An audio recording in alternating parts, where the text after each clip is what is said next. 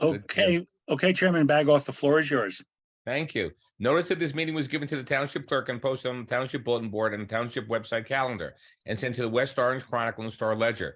This meeting has been properly noticed to the public in the accordance with the Open Public Meetings Act. No new matters will start after 10:30 p.m. I ask everybody to rise for the Pledge of Allegiance.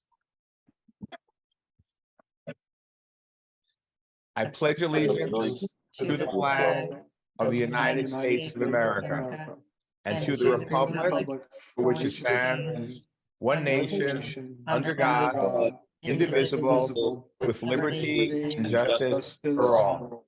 Thank you. All be seated, please. Okay. The next planning board regular meeting will be held July 5th, 2023 at 7:30 p.m. via Zoom. Yamilet, roll call, please. Okay. Mr. Alpert? Here. Mr. Cardoza? Present. Mr. Guarino? Present. Mr. Jensen? Present. Mr. Morgan? Here. Mr. Smeraldo? Present. Okay. Council President Williams, not here. Present. Oh, perfect. Council President's here somewhere, I heard. Yeah, I heard too. Mayor McCartney? Mr. Wilks? Chairman Bagoff? Here. Thank you. Okay, next thing is we have the minutes of 3/20/29/2023, the planning board. Do I have a motion to approve? So moved, moved. Mr. Chairman. Mr. Guarino approves, Mr. Smeraldo seconds. On the motion, Yamilet? Okay, Mr. Guarino, right? Yes, Second. Mr. Guarino approves, Mr. Smeraldo seconds. Mr. Alpert? Yes. Mr. Guarino? Yes. Mr. Morgan is not here. Mr. Smeraldo? Yes. Mr. Cardoza? Yes. Mr. Jensen? Yes. Council President Williams? Yes. Mayor McCartney, still not here. Mr. Fagan, could you please resend the link to Mayor McCartney? Yeah, she said she was coming in. Oh, okay. Yeah. Mr. Wilks is not. Mayor Chairman- McCartney's here. Okay. Chairman Bagoff? Yes. Can I just, Jamilet, you did not call Mr. Klein, which I know he's absent, but the record should reflect he's not here tonight. Oh, okay, sorry.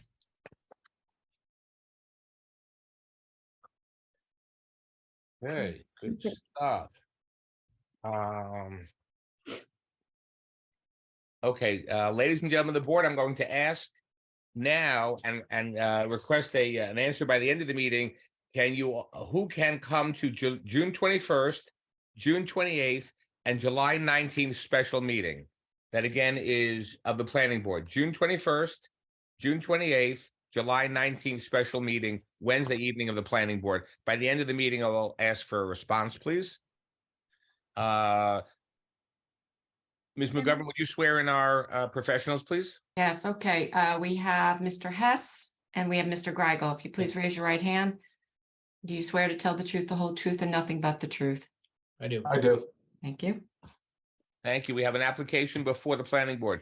PB 23-04 Redwood LLC, 200 Pleasant Valley Way, Block 151, Lot 33, Zone IHO-2. Applicant proposes to construct a 4-story, 142-unit residential rental community with luxury amenities and on-site parking for 338 vehicles. For the applicant. Mr. Chairman, members of the board, my name is William Dimon, firm of Dimon Fierro, Teaneck, New Jersey. You have the floor, sir. Thank you. Well, Mr. Bagoff, you took my initial speech, what this application was for, so we might as well just go right into this, and I would present the first the testimony of our engineer initially, Mr. Sean Delaney. Mr. Delaney, I believe, is here. Mr. Delaney, could you state your name for the record and spell your last name and give your professional address, please? Absolutely. So my name is Sean Delaney. That's Delaney. I'm with Petrie Engineering at 155 Passaic Avenue in Fairfield, New Jersey. Please raise your right hand. Do you swear to tell the truth, the whole truth, and nothing but the truth? I do. Ms. McGovern, do you need to have qualified, or has he been before the board and previously? No, please qualify him, please. Mr. Delaney, what's your, what is your profession, sir? Absolutely. So I'm a professional engineer in the state of New Jersey. I graduated from New Jersey Institute of Technology with my bachelor's in civil engineering. What year? Also, I'm sorry, In what year? I graduated in 2017. And Um, how, I've- and where are you licensed? I'm licensed in the state of New Jersey. Have you ever testified before a board, this board or any similar board in the state of New Jersey, specifically a planning board relating to multifamily residential developments? Yes, I have. I've not testified before this board, but I have testified before the West Orange Zoning Board and several other surrounding communities, including Montclair, Bloomfield, and Nutley. And in all those boards, including the West Orange Board of Adjustment, have you been qualified as an expert in the field of engineering? Yes, I have. I would offer Mr. Delaney as an expert in the field of engineering. Unless anybody, any member of the board has any questions, we accept. Thank you. All right, Mr. Delaney, would you please give an overview of what this project is and what your understanding is moving forward in this matter? Absolutely. So to help me give a presentation for this, I'm going to share my screen. And what I'm going to be showing on my screen this evening are colored presentation boards. And these are just colorized versions of the plans that were previously submitted to the board. So specifically on the screen in front of us right now these are blow-ups of the aerial image on the left. This was included on our title sheet of the site plan. And on the right is the same blow-up with tax maps. Excuse me, Mr. Delaney, just 1 second. Ms. McGovern, do you want this marked or is this okay? Because it's already been before. It's okay, but if you could just read the page and the date of the plans into the record. And it's very small. I can't see it. I don't know. The bottom right. Understood. I'm old and partially blind, so yeah, please tell us what page you're referring to. So the sheet that's in Okay. front of us right now is labeled title sheet and it's figure 1. This is undated. It's undated. Okay, but we have that. That was part of the package. The figures, the 2 images, so the aerial image and the tax maps were included on our site data Okay. All for right. the title sheet. So I'll just go over a couple of other figures then really quick. So we also have a colorized version of the boundary and topographic survey prepared by Control Layouts. And this is dated July 26th, 2014. And then finally, we're going to have our site plan set, which was submitted to the board. And this is dated December 12th, 2016. And it includes revision 9, dated May 4th of this year, 2023. Please take the board through them all, Through every sheet. please. So the third sheet there was just the layout plan. The 4th sheet in the set is going to be the grading and drainage plan of the same revision 9 as the layout. Continuing through will be the utility plan is the next sheet. Wait for it to load. Utility plan. This will be followed by the lighting plan, again, just colorized from our site plan set. This is SP9. The next sheet will be SP9A, another lighting sheet from our site plan set. SP10 is going to be our tree removal and landscape plan. And then finally, we're going to have TM, which is turning movement plans 1 through 3. So I always just start at the beginning and give an overview of what this project is and then take us through each individual map and explain them, please. Absolutely will do. So the subject property we're talking about today is lot 33 in block 151, and it is located along Pleasant Valley Way, approximately 1,200 feet north of the intersection of Pleasant Valley Way and Woodland Avenue. And you can see that in the aerial image here, and I'll zoom in a little bit for everybody. So just to give the board an orientation, in this plan here, north is generally up and south is down the page. And this will be the same orientation for all of the rest of the plans moving forward as well. So as you can see from the aerial on screen, the property is tucked behind the existing Brighton Garden Senior Living Facility. To the north and east of the subject property is the Montclair Country Club, Wrapping around the property on the southern side is an existing wooded lot currently owned by the Township of West Orange. And this lot is predominantly covered in wetlands. And one of the reasons we know that is because the principals of our firm prepared the subdivision just to the south for the township back in the 1990s. Rounding out the surrounding properties is the Pleasantdale Nursery just to the southwest of the subject lot. As you can see from this aerial image, the property is irregularly shaped and it's kind of flag lot in shape, with the Peckman River essentially splitting it into two separate pieces. The western portion of the lot is going to be the main entrance drive, which we'll see on the next plan, and the eastern portion is the larger part of the lot. And this portion of the Peckman River flows generally south to north. So from here, I'm going to take us to the colorized version of the survey. So again, the property is irregularly shaped, and it contains 5.913 acres of land. Again, the eastern portion of the lot provides access to Pleasant Valley Way with 62.7 feet of total frontage on Pleasant Valley Way. The eastern portion of the lot, again, is the main part of the lot and where the majority of our improvements this evening will be focused on.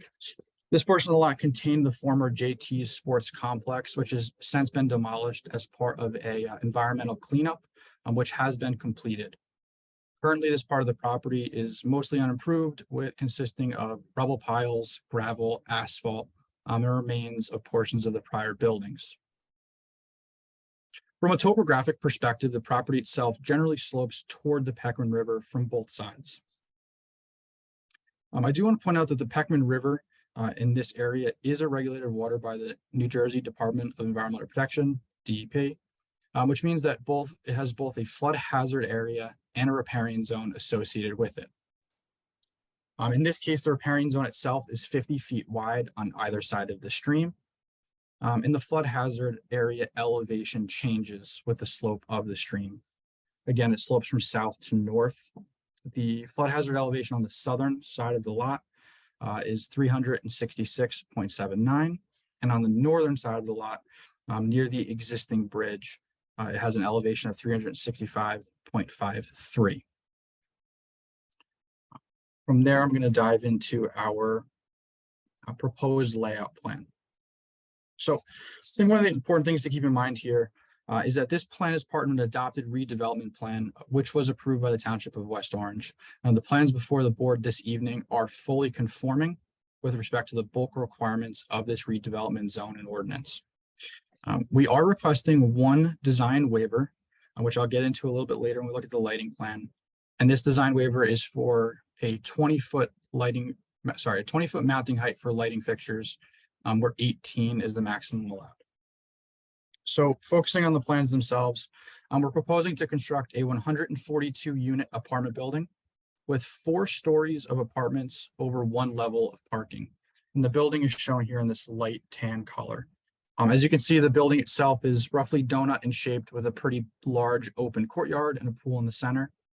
I will leave the rest of the building descriptions for the architect. I'm sure he'll do a much better job describing it.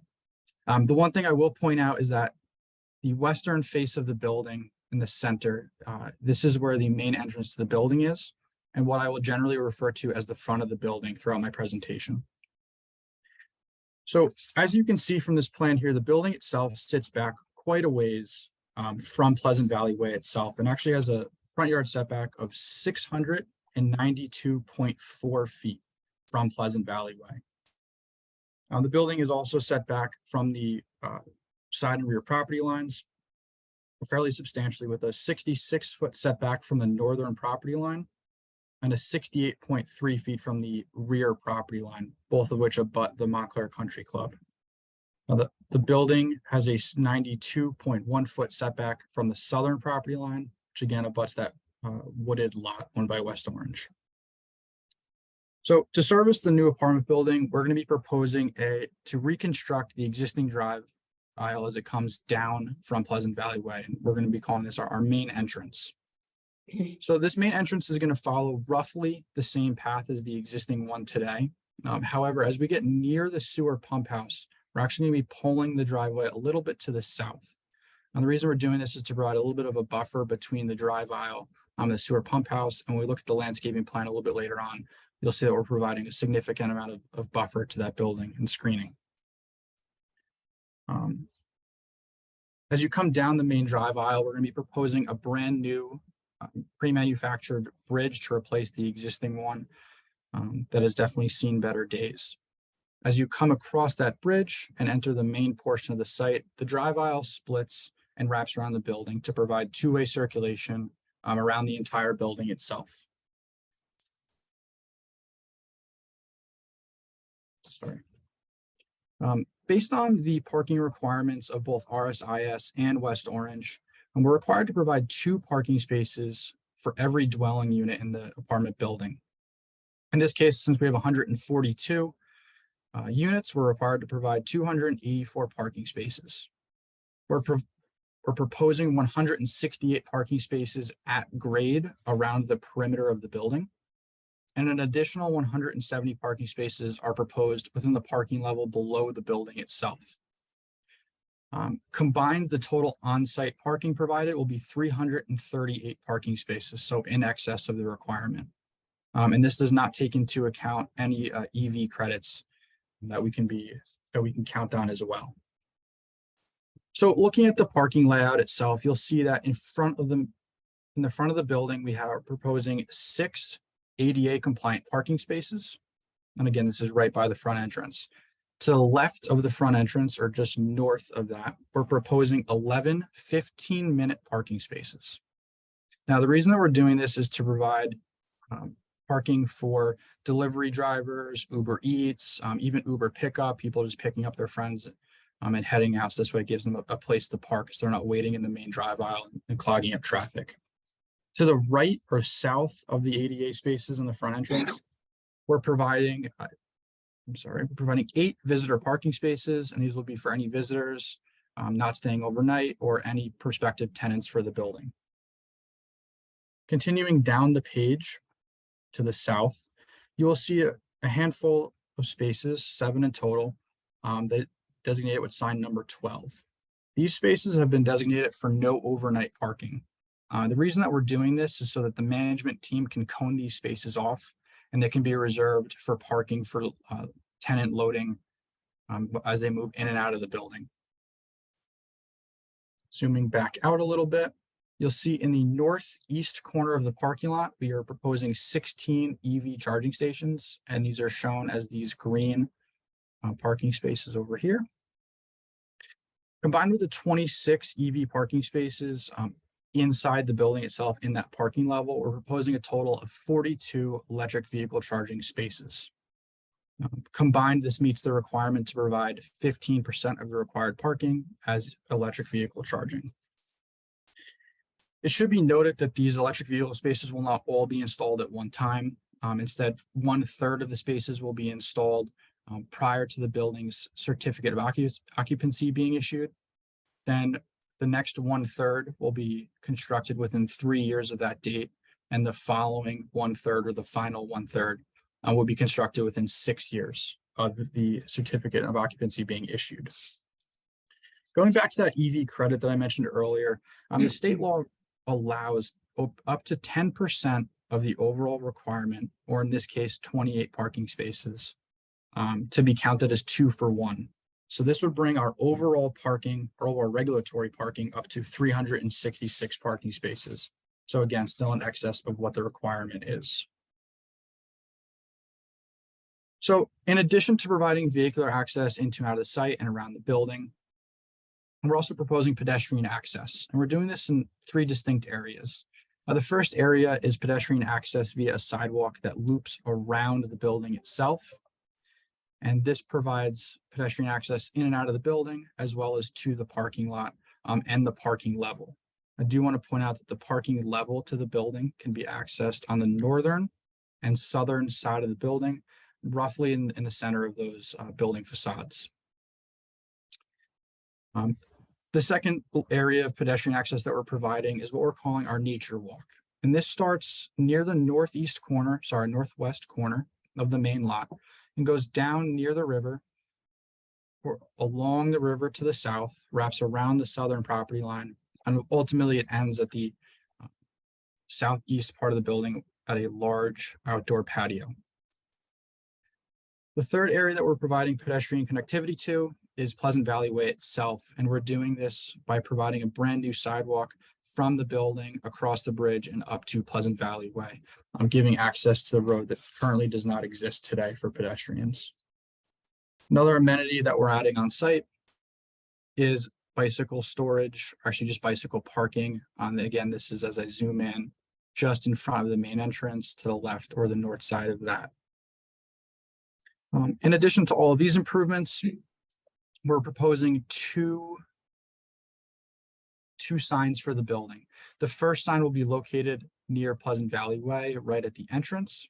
And the second sign will be as you come across the bridge, right in the center island where the driveway splits into two.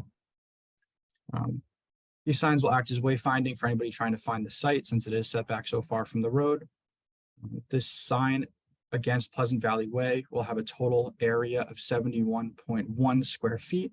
And the one nearer the site will have an area of 53.2 feet. Again, both of these comply with the maximum signage allowed in the redevelopment ordinance. I included a snippet from our detail plan of what the proposed signs would look like. The sign on the left here is the Pleasant Valley Way sign. It's just going to be a standard wood sign mounted on a masonry block wall with a stone veneer pilaster on either side of it. The interior sign is going to be the same construction. It'll just be slightly smaller in nature. So from here, I'll go over to our grading and drainage plan. So our proposed grading and drainage patterns overall mimic the existing patterns that were on site, but incorporate additional drainage and detention features. So first, we'll generally describe the grading on site. So again, as I mentioned earlier, the proposed grading generally slopes toward the Pequman River. In this instance, the driveway slopes from the west to the east, and the main portion of the lot slopes from the east to the west. The grades of the parking lot and drive aisle undulate as you go around the building, which helps provide at-grade access in the front and in the rear to the first level or the main level of the building. And then it goes down to provide at-grade access to the parking levels again on the northern and southern side of the building. From there, the site drops off generally to the west and the south toward the Pequman River. As I mentioned earlier, we do have a nature walk that traverses through this area. And in order to create this flat nature walk, we did have to put in a short retaining wall along the front of the building. And I'll zoom in so we can take a look at that. So this retaining wall begins just across from the northernmost portion of the ADA spaces and extends to the south, paralleling the Pequman River, then terminates essentially catty corner from the southwest corner of the building. This retaining wall has a maximum height of 3 feet and is set back about 6.5 feet from the parking lot itself. I'm going to scroll up the page so we can take a look at the second retaining wall that we're proposing, which is located just to the northeast of the bridge, and it's shaded right through here where my mouse is, again, right against the northern property line. And this retaining wall will also be have a maximum height of 3 feet and will provide a grade break to the neighboring property. So as I zoom out, you take a look at the general storm sewers and we're proposing for that. So on the driveway side of it, we're proposing a brand new storm sewer system that will capture all of the runoff from the driveway. It will discharge it directly into the Pequman River. On the eastern portion of the lot, so the main side, we're proposing, again, a new storm sewer system, which will collect runoff from the building, parking lots, walkways, and landscape areas. And these will be channeled into one of two subsurface detention basins. So the first subsurface detention basin is located just to the north of the building. And it's this, as I zoom in, this slightly darker gray shaded area underneath the parking lot. So this is detention basin number 1, and it consists of 550 linear feet of 36-inch HDPE pipe and provides a total storage capacity of 4,185 cubic feet. Again, the purpose of this is to collect runoff from the property and release it slowly. The second detention basin is shown in front of the building and is significantly larger than detention basin number 1. This one consists of 680 linear feet of 48-inch HDPE pipe. It provides a total of 9,100 cubic feet of storage. So as I zoom back out, together, these detention basins will work to control the peak flow of stormwater leaving the site. These basins have been designed to reduce the peak flows during the 2-year, the 10-year, and the 100-year storm events by 50%, 25%, and 20% respectively. Finally, there is a fairly large off-site drainage area that drains through the subject property. And that's along the northern portion, and that comes from the Montclair Country Club. I'm sorry, the eastern portion of the lot. And that comes from the Montclair Country Club. In order to capture that water and ensure that it doesn't affect the proposed improvements, we're providing a swale along the rear property line, which will collect that stormwater runoff and direct it via an outfall along the southern property line. One of the things I want to point out about this grading and stormwater management design is that it has already received approvals from the DEP, which is important to keep in mind. So from here, we can take a look at the utility plan. And I'll try to keep this one brief. So for the proposed building, we're going to need to construct all new utilities. This is going to include new gas lines, new water lines, new sewer lines, sanitary sewer that is, and new electric lines. The gas and water will come directly from Pleasant Valley Way. They will travel down the proposed main entrance drive underneath the Peckman River and will eventually terminate at the northeast corner of the building where it will connect to it. The water line will be split into 2 separate services, one for domestic service to the building and one for fire service to the building itself. However, this fire service will continue to loop around the building and will service 4 proposed fire hydrants, one on each side of the building. The electric service itself will be fed from an existing utility pole located near the northeast corner of the site, and this will tie into the proposed generator and transformer, again located in the northeast corner of the site. Finally, we're proposing to install a new sanitary sewer service as well. This will connect to the building through its laterals and will take the flows to the existing sewer pump house on the other side of the Peckman River, and again, on the north side of the entrance drive.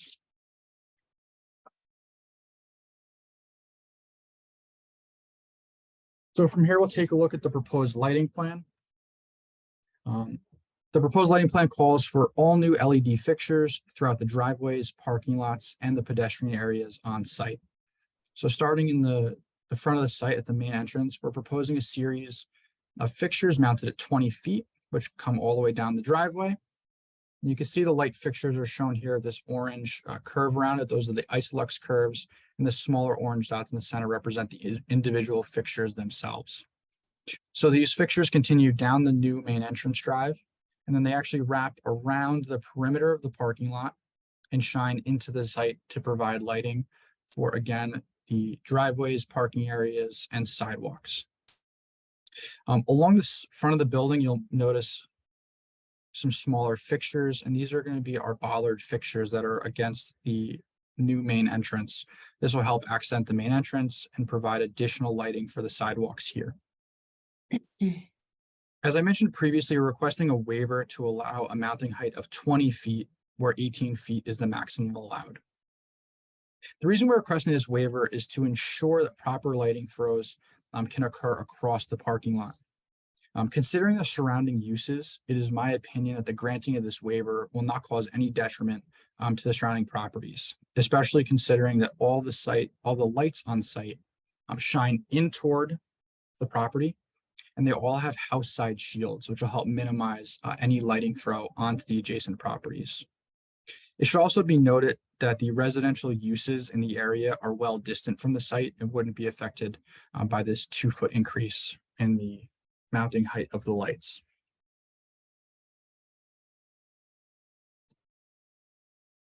This sheet here is another part of our lighting plan, and includes cut sheets of what these lighting fixtures would look like. So starting on the top left of the sheet, we can see the D series lighting fixture by Lithonia, and this is going to be the light that's going to go down the main drive aisle and wrap around the perimeter of the parking lot itself. Just to the right of that is going to be our bollard light, which will be near the main entrance of the building.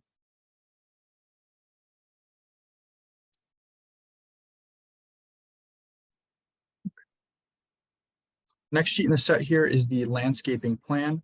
So overall, we're proposing a pretty robust landscaping plan for the new property and the new redevelopment. However, to facilitate this landscaping plan, we will have to remove some of the existing trees from the site. So first, we're going to be removing 23 trees along the main entrance drive. And this is, as I zoom in on this area here, the reason that the removal of these trees is necessary is to widen the driveway to 24 feet to provide proper circulation, to allow the driveway to curve away from the sewer pump house. And also a good chunk of the trees are being removed in order to accommodate the new sidewalk that goes to Pleasant Valley Way. So as I zoom back out, in addition to these 23 trees being removed on the main entrance drive, we're proposing to remove 19 additional trees scattered throughout the main lot itself. It should be noted, however, that we are not proposing to remove any trees along the stream corridor of the Peckman River. We zoom in on the plan near the Peckman River, we can see this little squiggly line that kind of parallels the Peckman River. And that represents the existing tree line against the Peckman River. So again, we're preserving all of that. So in total, we're calling for 42 trees to be removed. 21 of the trees will require replacement with a minor tree, and 21 of the trees will require replacement with a major tree.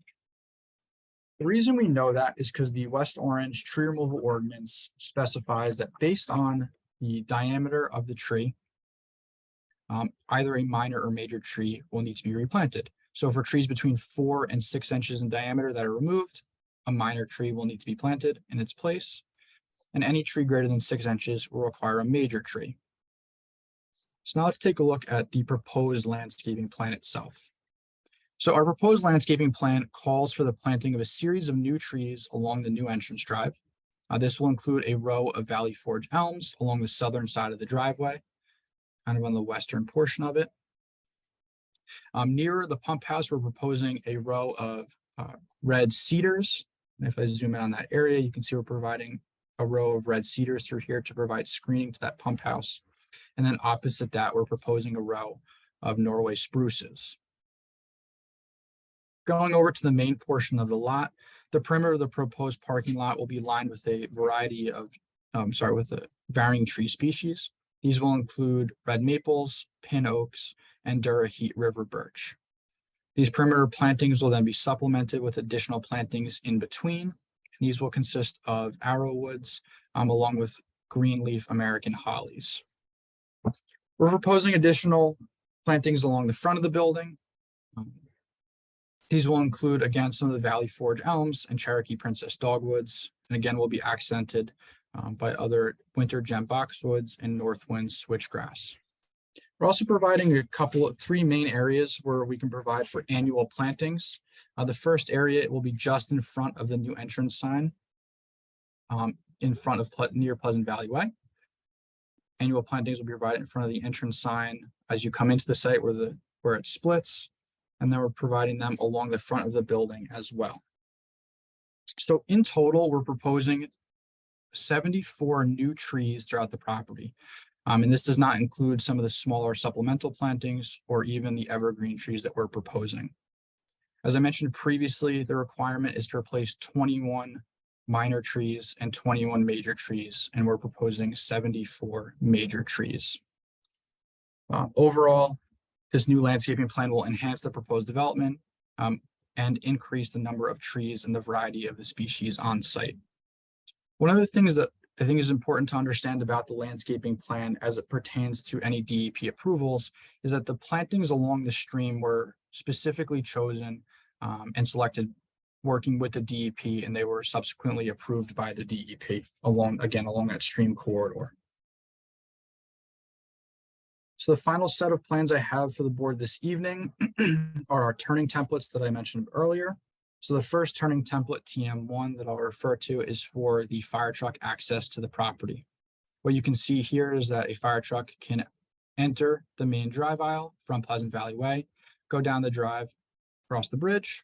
It can then circulate around the entire building, so it can tackle an emergency on any side and then exit the property.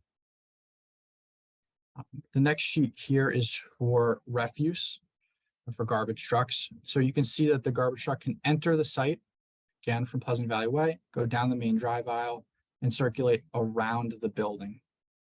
One of the interesting things about this building is that all of the refuse is going to be stored internal to the building itself. So obviously the refuse truck will not be able to go inside the building to get the garbage.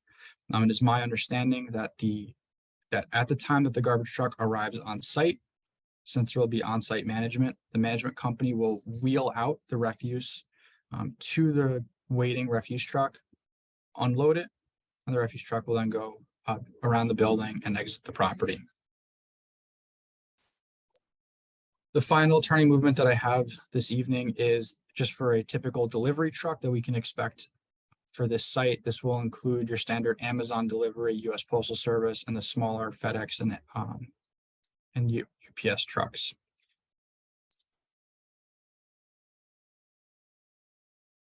Again, we expected these smaller local delivery trucks will utilize these 15-minute parking spaces located in front of the building. And we're showing a turning template that it can access these spaces, that it can back into it and also leave it and then leave the site. As I alluded to throughout my presentation this evening, I'm going to go, back to our layout plan.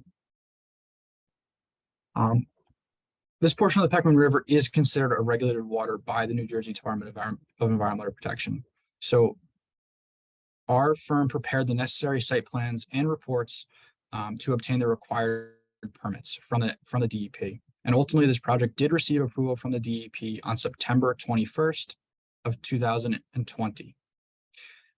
These permits included a number of things, including the flood hazard area verification, which established the limits of the floodway on site and the flood hazard area that I talked about earlier.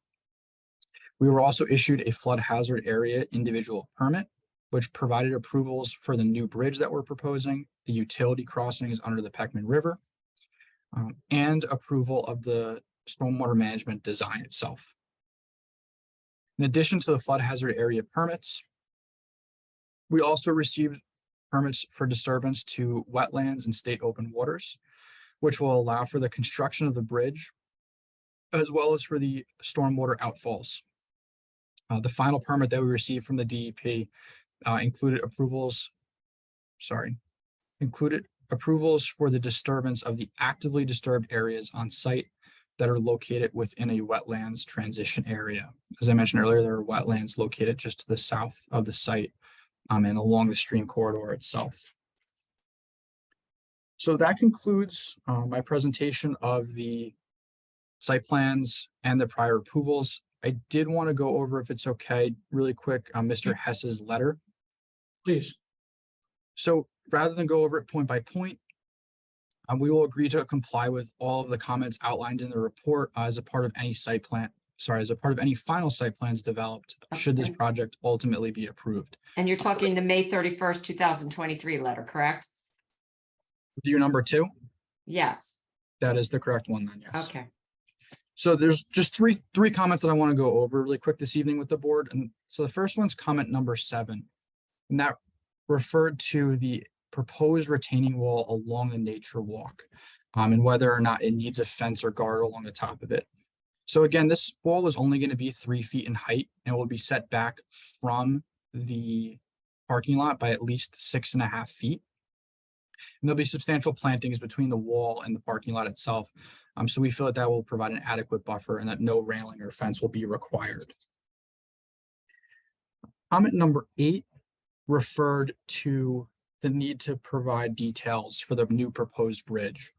So the bridge that we're proposing is actually and that was approved by the DEP, is a pre-manufactured bridge developed by Contech. So since the bridge is pre-manufactured, the final construction details of the bridge and engineering design can't be released until the structure itself is purchased from the manufacturer. So the applicant would prefer to provide any construction details associated with the bridge during construction and permit review, again, should this project be approved, and after the bridge has been fully engineered by the manufacturer. And the final comment is just number 11. This is relating to the need to analyze the existing sewer pump house and its capacity. Again, should this project be approved, the applicant will be willing to work with the township to ensure that the pump station has adequate capacity to handle flows from the new building. And this would be required anyway as a part of the TWA or treatment works application that we would have to make to the state of New Jersey to connect our sanitary sewer flows to the township system. Anything else you wish to add, Mr. Delaney, as far as any reports from any of the township's professionals, or is that it? That is it. Mr. Chairman, that concludes the testimony of Mr. Delaney. Obviously, we'll take any questions from any members of the board or from any of your professionals. Okay, so we're going to start out with members of the board. Mayor McCartney, do you have any questions? Thank you, Chairman. Mr. Delaney, thank you very much for your thorough presentation. And I appreciate the summary at the end on the DEP because the screen froze at one point when I heard DEP. So I appreciate you going back over those. Are there, I know this is your footprint here. Is there any wetlands to the south or east of this project? There are wetlands to the south. Again, those wetlands are on the township-owned lot. And there are a little bit of wetlands and state open water along the Peckman River itself. To my knowledge, there are no wetlands. I'm not sure if there's any wetlands on the country club property or not. It was not raised by the DEP during their review and approvals. So the wetlands to the south, would that, what would be your buffer there? What do you need there? So I don't remember exactly what the required buffer to those wetlands was. The one thing I would want to point out is that all of the proposed activities in that portion of the site are within actively disturbed areas of the transition area, so not in the wetlands. Okay. And I think you said it was something like 94 feet away from there, so it seems far enough away. Correct. Yeah, the building is set back 99 feet. And the units themselves, do you have a percentage of affordable housing? I do not, but I'm sure our architect can testify to that this evening. Madam Mayor, the architect will testify to that. Yep, thank you. And the architect will actually show what the building will look like. Absolutely and unequivocally. Thank you. I want to say how much I appreciate all the EV charging stations and the bike path, walking path. I understand your tree removal plan and the replacement there along the sidewalk and roadway. I think that's it. Thank you. Thank you. Mayor, Council President Williams. Thank you, Mr. Chairman.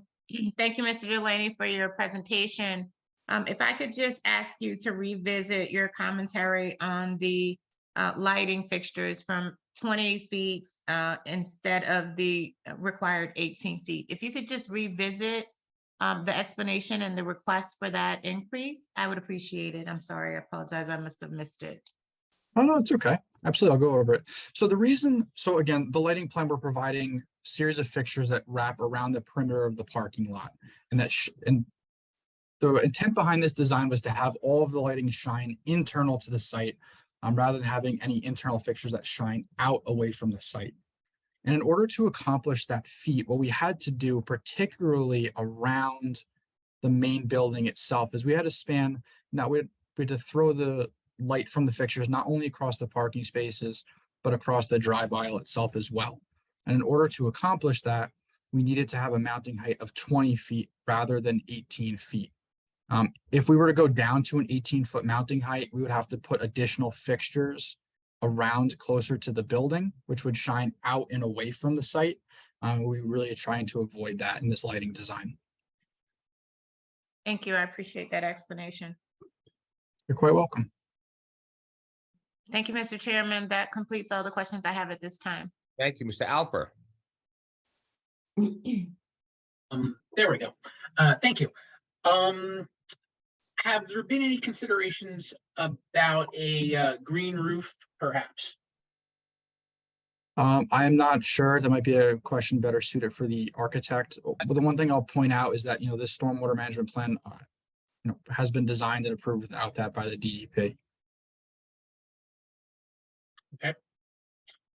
And that's a question for later. Okay, thank you. Okay, Mr. Guarino. Thank you, Mr. Chairman. I'm hoping this is the right, Mr. Delaney. Thank you for your presentation. If he's the right person to ask this question, when it comes to vehicular movement, signage, and controls, is that part of your area, sir? Can I ask you, or is that for the architect? It would be, it would be yeah. both. Just you could ask Mr. Delaney if he could answer it, he will, otherwise we'll reserve that for the architect. Okay, because I just have questions. I mean, will there be any speed controls put along the roadways and around the parking areas for this development? That's my first question. Second, will there be any signage for speed, and will there be anything by the entrances and the egresses for the parking to let people know that cars may be coming in and out of that area? So those are my three questions. Absolutely. So I'm going to go back to the layout plan to help answer that. So the first question, the first part of the answer is no, we're not providing any speed control, such as speed tables, speed humps, or speed bumps throughout the parking lot themselves. The main entrance drive, as it comes down, kind of has a natural curb to it, which should help slow down cars. The grading itself will help with that as well. As far as speed limit signs, we're not proposing any of those at this time. It's certainly something we can consider, and so certainly something that will be implemented by management should that be an issue on this site.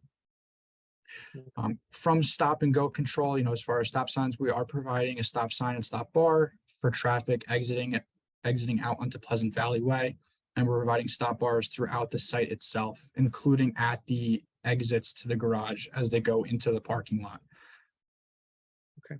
All right. Have you spoken with the county? Will there be a permit to make a left turn onto Pleasant Valley Way out of the development or not?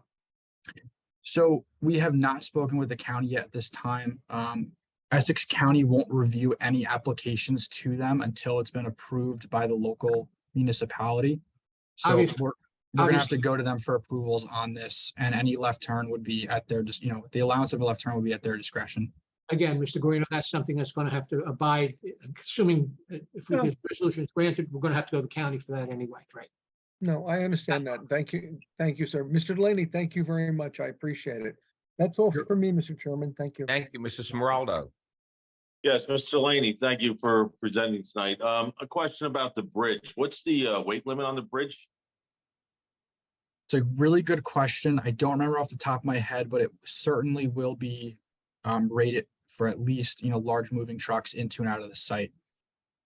Okay, yeah, because that's my concern with whether it be moving vans, fire trucks. So even, and I don't know if you can answer this, and I doubt you can, but even like snow removal, things of that nature. I don't know if we're going to be providing, or it's going to be private contractors, but we have to worry about our vehicles getting in there, and then even tow vehicles, stuff like that. So if we can get us the weight limit on the bridge, I'd be appreciative.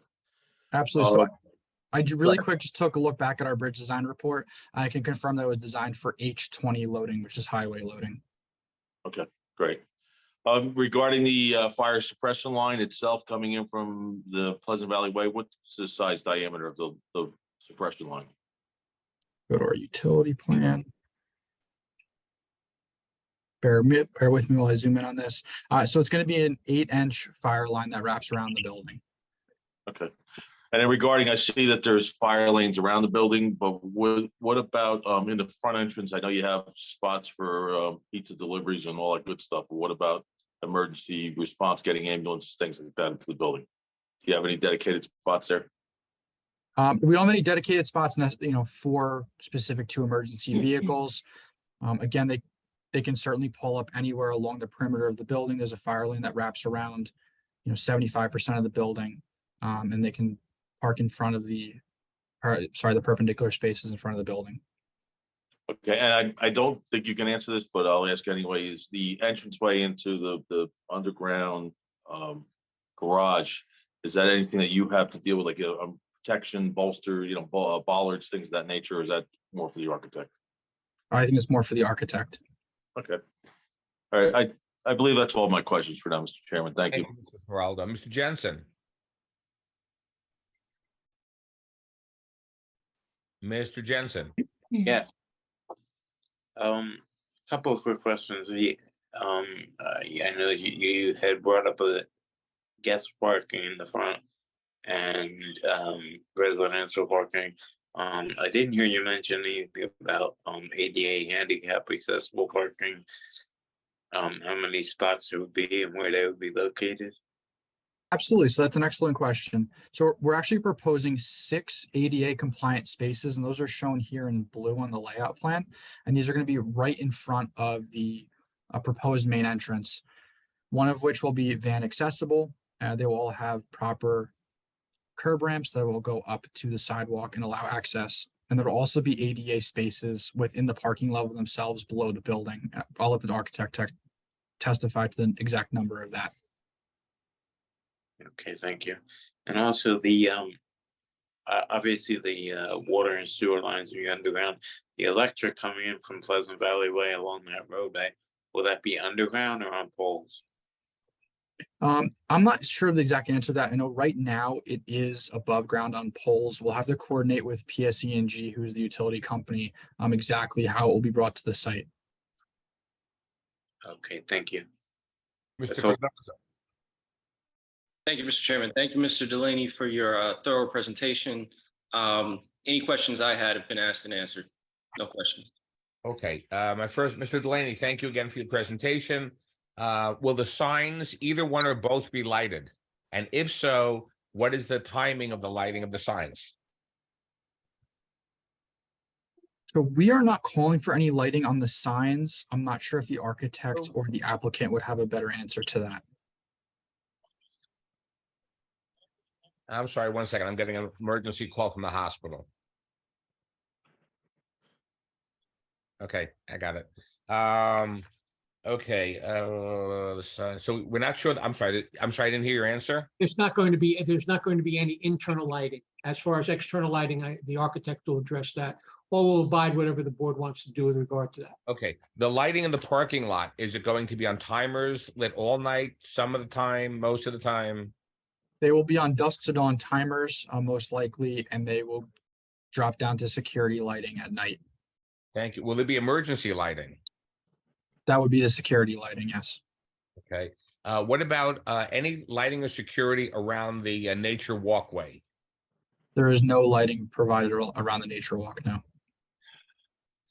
I'll tell you right off the bat, the concern I have is the same thing we had around the reservoir. I'm just throwing that out there. You're off the main road by over 600 feet. You're behind the building and the police can't see you. Nobody can see you. I'm always concerned about something that's almost a flag lot that is that far off of the roadway with no emergency lighting or any other emergency apparatus. I'm just throwing that out there. Understood. So the one thing I can offer for you on that is that since the nature walk is relatively close to the parking lot, and actually the proposed light fixtures will fall between the parking lot itself and the nature walk, that there will be a little bit of backspill from the lights that will drop down onto that. It's certainly not enough to provide, for proper visual along that nature walk, but certainly enough for security level lighting and where you can see if somebody is fallen or hurt. Okay, are there any security cameras on the site? But that might be a question better for the architect or the applicant. Okay. Now you have a third of the EV spaces at the what if the building is filled, hopefully, way before 6 years? Will you then agree to fill the rest of the will the applicant agree to fill the rest of the EV stations based on the percentage of units occupied in the building as opposed to 6 years. So I don't want to speak for the applicant on this, but the logic behind the 1/3, initially 1/3 after 3 years, 1/3 after, I'm sorry, the final third after 6 years, is that actually comes from the state law itself. It has nothing to do with how fast the apartment building is going to be filled up. And it has more to do with how quickly electric vehicles are being brought onto the road. And that's designed to kind of track along with that. Okay, but what if they're wrong? So what happens is you now have, so I would like the applicant to think about putting a rider in there. If everything goes the way the federal government agrees, then it's great. However, if you have many, many more electric vehicles, based on the number of electric vehicles, the people who are renting there, the applicant will then complete the other electric vehicle charging station. So maybe the applicant come in with some permutation. Mr. Chairman, that clearly is going to be a marketing tool as time goes by. And quite evidently, if more people are coming in with electric vehicles and it's overflowing, clearly the applicant, in order to rent the units, is going to have to do that. So, I mean, I understand that. So then we have to come up with a solution that is on paper. So we all agree to the solution. I would think that we will follow the federal law on that, but obviously it's something that could be addressed in a granting resolution. Okay, I'm just throwing that out there. Is there going to be a gate or any restrictive barrier or card access to get into the underground parking lot? I will defer that to the architect. Okay. There's going to be two major detention basins. Who's going to take care of those in perpetuity? The property owner will have to maintain those in perpetuity. And I believe, as Mr. Hess points out in his review letter, they will have to put an easement around them, and a deed notice will need to be incorporated in the deed and the maintenance manual itself will be logged in the deed as well. Perfect. Thank you. I think it's the trees that are going to be planted, they're going to be all native indigenous trees. And if one of those trees dies, the applicant will replace them. Yeah, Sounds reasonable. it's a reasonable request. So now there's a roadway. Are you going to maintain the roadway up to Pleasant Valley Way, the access roadway up to Pleasant Valley Way? Yeah, the main entrance drive is on the subject property. So yes, it'll be the maintenance of the property owner. Okay, that's all the questions I have, Mr. Delaney. Thank you very much. Mr. Chairman, I just have a follow-up question. I'm sorry, Mr. Chairman. We're not done. We're not done. I'm going to open this up to, I'm sorry, who was that? Mr. Jensen? Pete Smeraldo. Mr. Smeraldo, go right ahead. Mr. Delaney, one quick question. I just to follow up. I believe you said it before, but I just want to make sure it's on the record. You said that you had DEP approval for site remediation. Everything was taken care of. Yes, the environmental cleanup was completed, and I believe that it was signed off by the DEP. Yes. Okay, I just wanted that for the record. Thank you. Okay, and you'll provide us with that sign-off letter, Mr. Delaney or Mr. Attorney? Yeah, any granting resolution has to be subject to DEP approvals. Absolutely. Outstanding. Okay, the next thing I'm going to do is open it up to the public. Do any members of the public have any questions about Mr. Delaney for the information he has testified to? Do any members of the public have any questions for Mr. Mr. Delaney? Bagoff, I think Mr. Greigel has a question. Mr. Greigel, I'm sorry. Thank you. Excuse me. It's actually a point of clarification. So before the public, I think it'd be useful. Yes. Mr. Delaney, you mentioned the property's development regulations. You mentioned a redevelopment plan. I just want to clarify, this is actually not a redevelopment plan property. There's a zoning amendment that was undertaken by the township to create an overlay zone that provides the standards. Just, I know it's more nomenclature, but it is a different overlay compared to the R2 underlying zoning, but it was just so there's no misunderstanding amongst the public or the board. Thank you. I appreciate the clarification. And just to further clarify that there are no variances required. This is all in conformance with the zoning ordinance. That's correct. Yes. Yeah, it's not to say it's not. That's right. Right. It's just so there's no confusion. So it's the IHO2 inclusionary housing overlay zone, and the proposal is compliant with regard to the use, the bulk, and everything from that. So that was all. Thank you. Thank you, Mr. Greigel. Mr. Hess, I'm sorry I bypassed you. Do you have any questions? I Mr. Chairman, I have no questions. I did want to offer one clarification, if I may. Yes, sir. During his testimony, Mr. Delaney indicated that the applicant had only requested one waiver for the light fixture mounting height. There were actually two other waivers. One was from the requirement to submit staging plans, and the other was from the requirement to submit an environmental impact statement. So I just wanted to make sure that the record was clear on that. Thank And you. we asked for those waivers simply because we have complied with DEP regulations, which would address the environmental impact statement. Yes. I don't see it's necessary. Mr. Hess, do you agree with that? I have no problem with it. Thank you. Okay. And what about the staging, Mr. Hess, Mr. Greigel? He's I requesting. think the applicants would be able to explain the reasons to the board why they're asking for that waiver, and it's my understanding they're looking to build the site all in one that is not really conducive to the project being of this type being phased. Right. Okay. I got it. Thank you. Okay. Do any members of the public have any questions for Mr. Delaney about his testimony? Please raise your hand to be identified. Yes, Mr. Bagoff, we have several members. Mr. Okay. Delaney, can I get you to stop your screen share so I may put a clock on? Absolutely. You should have it back Thank you. now. Thank you. Mr. Bagoff, we have Joyce Rudin. Welcome to the meeting. Please state your name and address for the record. Joyce Rudin, Woodland Avenue. Mr. Delaney, good evening. Good evening.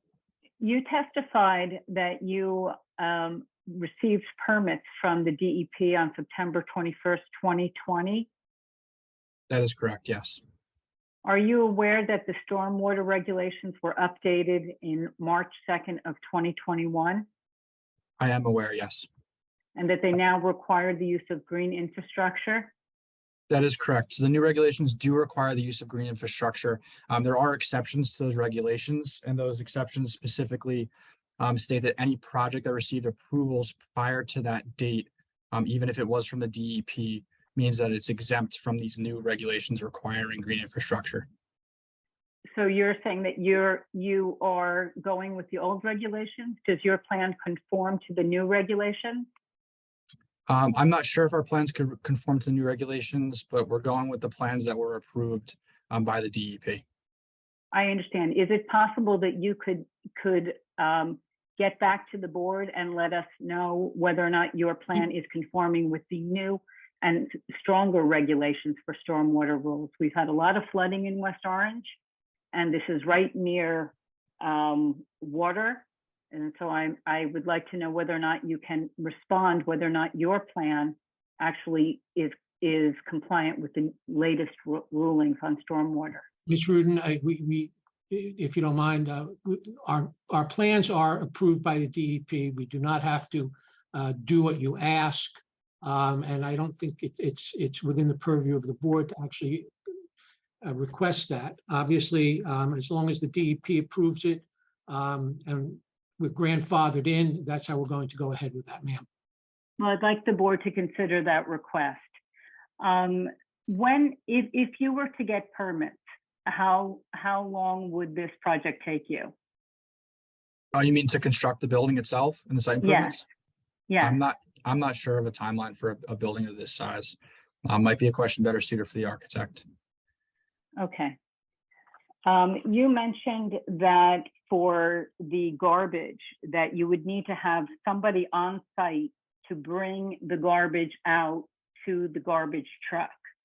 Can you explain to me if you've ever seen that happen in another building that you have worked on, and how exactly that would work in West Orange? Absolutely. So I actually can provide testimony to that. So I actually live in an apartment building nearby in Montclair. And it's kind of located right in the center of the downtown. So it's very similar operation here. It's a very tight lot. And there really is no room for an outside refuse. So what they do is the building itself has a roll-up door. All of our garbage is collected internally here, and to roll out dumpsters. They're a little bit smaller, and it takes a couple of them. And then every morning, a lot of times I get stuck behind it as I'm leaving for work. The garbage truck pulls into the drive aisle between our buildings. The management super, who in my case lives in the building, rolls the dumpsters out, they unload it, takes maybe less than 5 minutes, they roll it back in and the garbage truck drives away. So yes, I have seen it in operation and I have seen it function successfully. Does this building anticipate having a super living on premises? I will defer that to the applicant or the architect, but I believe so. Okay. Just a second. There is only one egress entrance to this apartment building for 142 units. Do you think that this could possibly be a problem in the case of an emergency when everybody needs to get out all at once and there's only one road and you're entering onto a very busy road which may or may not allow you to take left-hand turns? So the answer is yes. In this case, I do think that one main entrance leaving the site is sufficient. Now, when you say an emergency, I mean, emergency could be in a fire, in which case you would not expect people to be jumping in their cars to leave. So they could leave, and go down the new sidewalk to the road and get a safe distance away from the building. So yeah, I do believe that this is a safe access to the site. Okay, I would request that the board review this, whether this is safe. And you're saying that if there's a fire, people would run out to the road. Are you planning on installing sidewalks? We are installing sidewalks throughout the property itself and a connecting drive. Not throughout the property. I'm asking throughout on Pleasant Valley Way itself. We're proposing a small connection on Pleasant Valley Way, and we're proposing a depressed curb where you can cross to the other side of Pleasant Valley Way, where there is a continuous sidewalk that runs up and down the street. So there will not be, so if there's an emergency, people will run out down this road, only one way out, and then have to cross a very busy street to get to a sidewalk? Well, to get to a sidewalk on the main thoroughfare, absolutely. But to get a safe distance from the building, no, they wouldn't have to go that far. That main access drive that runs down from Pleasant Valley Way is, I believe, over 500 feet long and will provide plenty of area for people to congregate should there be an emergency in the building, like a fire. Okay. Have you worked on buildings of this size? I have, yes. And I'm just surprised that you don't have an idea of how long the construction timeline would be for such a building. Mr. The architect is going to talk to that answer. But there would also be time to install all of the electrical, all of the plumbing, all of that takes time too. So I assume that the engineer would be an expert in terms of the timeline for that, how long that would take. So I can talk to the site improvements themselves. I can't talk to the construction of the building. Site improvements on a site like this, it really just depends on the staging of the building and how it's built. I mean, you can build the site work within, 9 to 18 months, depending on how motivated the contractor is. Okay, thank you very much. No more questions. Thank you. Do any of the members of the public have any questions for Mr. Delaney? Please raise your hand and be identified. Mr. Malanga, please state your name and address for the record. Welcome to the meeting. Thank you, Mr. Fagan. Kevin Malanga, Ridge Road. Good evening, Chairman Bagoff, members of the board. Mr. Delaney, good evening. Good evening. Are you aware that the township has an ordinance pertaining to the number of trees in a parking lot relative to the number of spaces in that parking lot? I am aware of that, yes. And how many trees in the parking lot does this project require? It requires 1 tree for every 10 parking spaces.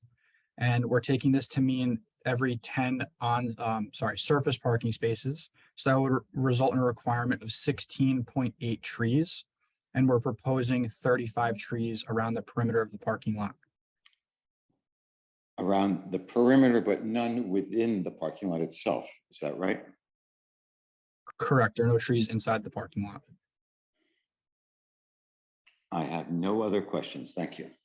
Thank you. Do any of the members of the public have any questions for Mr. Delaney? Do any of the members of the public have any questions for Mr. Delaney? Please raise your hand and be identified. Jack Dean, welcome to the meeting. Please state your name and address for the record. Hi, good evening, and I hope you can hear me. Jack Dean Bromley Drive. Thank you for a very creative presentation on a problematic lot, I'm sure. My questions are really about active circulation. So first would be, we understand that you are building or proposing a sidewalk up to Pleasant Valley Way, but it doesn't connect to any other sidewalk. There is no sidewalk in front of Brighton Gardens that I'm aware of. So you proposed, I guess, that people would cross Pleasant Valley Way to reach the existing sidewalk. You know, I guess more of a statement than a question is I hope something could be done to create a new sidewalk, perhaps in front of Brighton Gardens. There are children that would be walking towards the high school or Redwood School, and I think the current proposal is problematic. Perhaps there's an alternative connection out of the nature trail over towards McCluskey Court, perhaps for children to walk towards Redwood School. Related to that, I would ask, how would a school bus access the property or pick up or drop off children at the beginning or end of the day? There is a drop off southbound on Pleasant Valley Way, but I'm not sure if it's a good idea to have children cross there. And then finally, with regard to bike storage, it's commendable that there are bike lockers or a bike rack in front of the building. I would ask if bike lockers or a bike room would be provided in the garage so that the tenants, you know, could really make use of a secure and convenient place and have an alternative to driving. And then lastly, sorry to keep going. Will there be large central HVAC units, chillers, etc., on or around the property? And what is your expectation of the noise generation by those units that would carry towards the adjacent neighborhoods? So thank you. So I'll try to address those in order. So first for the sidewalk connection, that's correct. We're connecting the proposed apartment building up the driveway to Pleasant Valley Way. There are no sidewalks on our side of the street. Unfortunately, our lot width is only 60 feet, so we can only control the sidewalks within that 60-foot swath. Sorry, I forgot the order of the questions. As far as the school bus drop-off goes, obviously, we don't know the operations of how the school system or the school bus companies would handle that. Should they have to drive on site, or should that be a good, viable option? They can certainly fit on site and circulate around it. If a fire truck can make it around the building, then a school bus should be able to do it with no problem as well.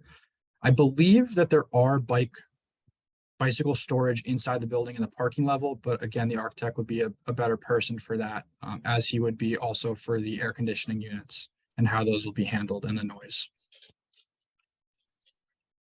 But there are air conditioning units. Are they individual units, or is it going to be one chiller, one large HVAC unit? Do you know?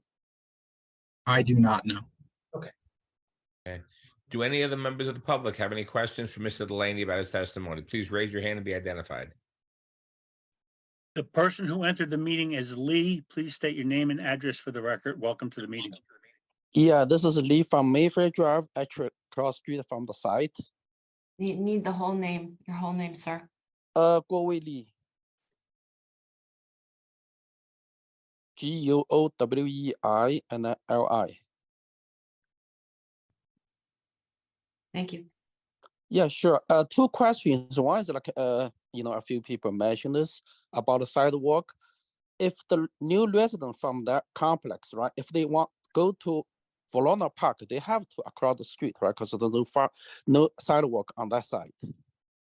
If they were to walk there, yes. Yes, so they have to go across the street. It's a busy street. So, and my second question, I have two questions. Second question actually related. How much impact this will bring traffic-wise to the Pleasant Valley Way? So I'm not sure. There was not a traffic report prepared for this. The one thing I do want to point out is that this is a fully conforming application. And that's why no traffic report was done. Nor necessary. Yeah, this is my major concern because I live across the street. You know, a lot of times, like if I want to make a left turn from Mayfair Drive to Pleasant Valley Way, I have to wait. You know, and this is very normal, right? And if we have like 142 new residents across the street, if they want to make a left turn from their site, there will be a lot of, I don't know, you know, it's just a concern. We understand that that'll be reviewed as part of our application to the county. Sure, thank you. Thank you. Thank you. Do any other members of the public have any questions for Mr. Delaney about his testimony? Please raise your hand and be identified. Mr. Chairman, I am seeing none at this time. Outstanding. Okay. Up next. Yes, at this time, I'm not, okay, we call Mr. Art Michaels, who is the architect. Good evening.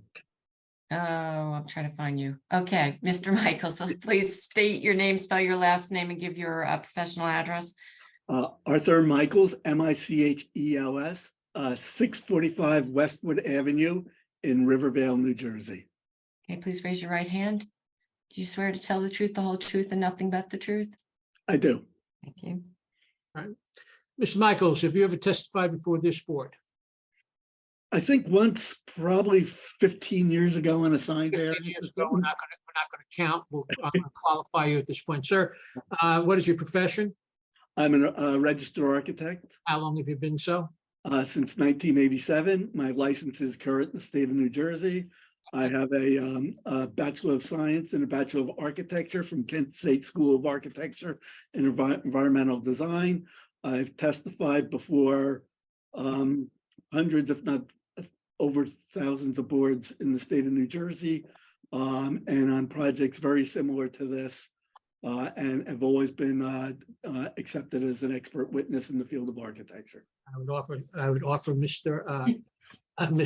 Michaels as an expert in the field of architecture. Unless any members of the board have any questions, we accept Mr. Michaels as an expert and a licensed architect in the state of New Jersey. Mr. Michaels, you have the floor. Thank you. I guess I'd like to share our drawings and go through them. Let me just make sure I have the right screen here, and I'll move this over.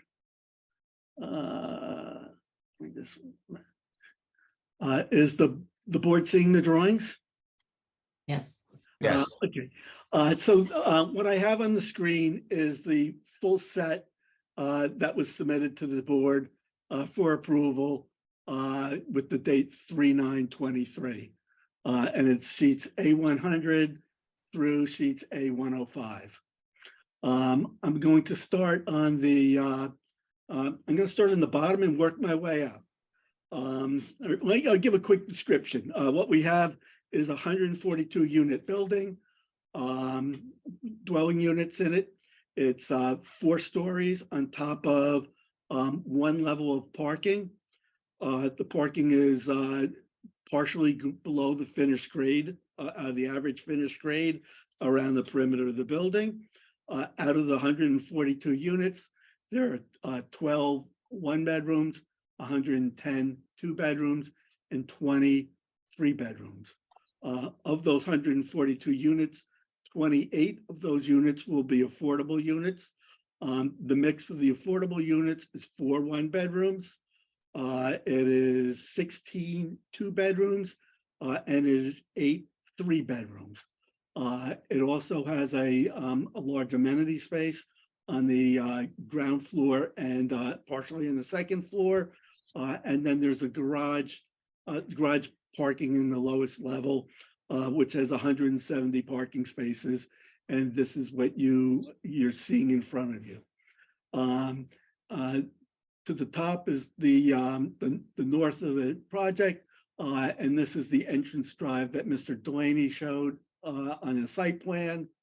I'll back it out a little bit so you can see where it is. Corresponding on the south side, there is another entrance drive to the parking garage. At this point, we have not indicated gates, but the owner would like to have the option to put those gates in.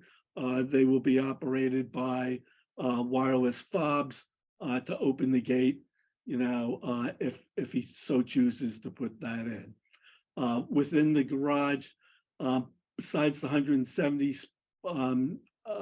parking spaces, there are 28 EV spaces, or 26 EV spaces that are immediately along the left of the entry drive as you come in from the southerly entrance. There are two cores in the building, elevator cores. One here in the lower left-hand corner that I'm showing, one in the upper left that relates to the entrance up above at the ground level. And there's a stair there. Close to each of those elevator cores, there's handicap parking spaces. There's 2 on the south core, 3 on the north core to supplement the outside spaces. Also on the north core, there's a van accessible space. And the ceiling height in the garage would enable for the van access into the garage.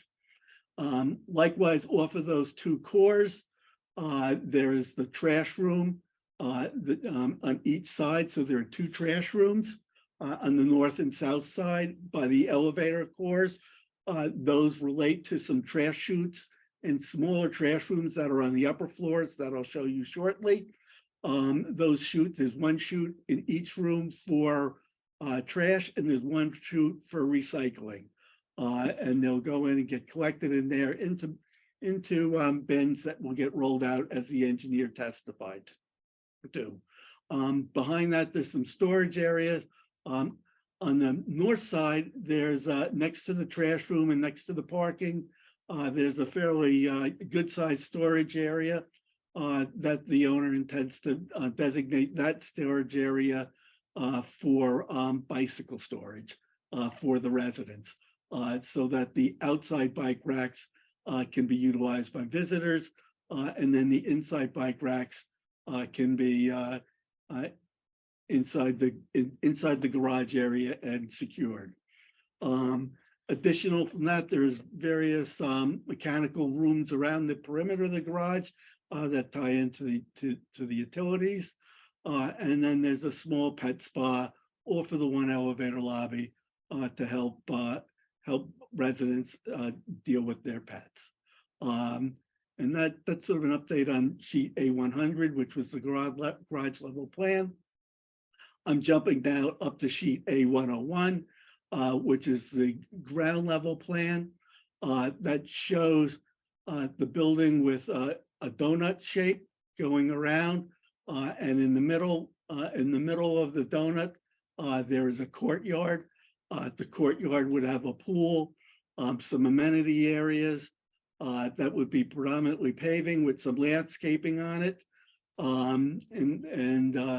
and there would also be balconies or patios off of these units that circulate the interior courtyard, and they look into a nice area there. For entrance into the building, the main entrance is here on the west side. You come into a lobby. That lobby is a little bit low. There's a package room and leasing offices and management office down at that level. There's a large package room and a mail room. The owner did have a contact with the postmaster. She has expressed that she is fine with the mailroom being within the building, and just wants to work with us as we develop the construction details for the interiors on the selection of the mailboxes, how they're loaded and how they're locked. As you go in there, that's a larger ceiling height space in this lobby. As you go in, you go some steps up or an elevator up, and then there's amenity areas that are available for the residents. There's a rather large lounge area.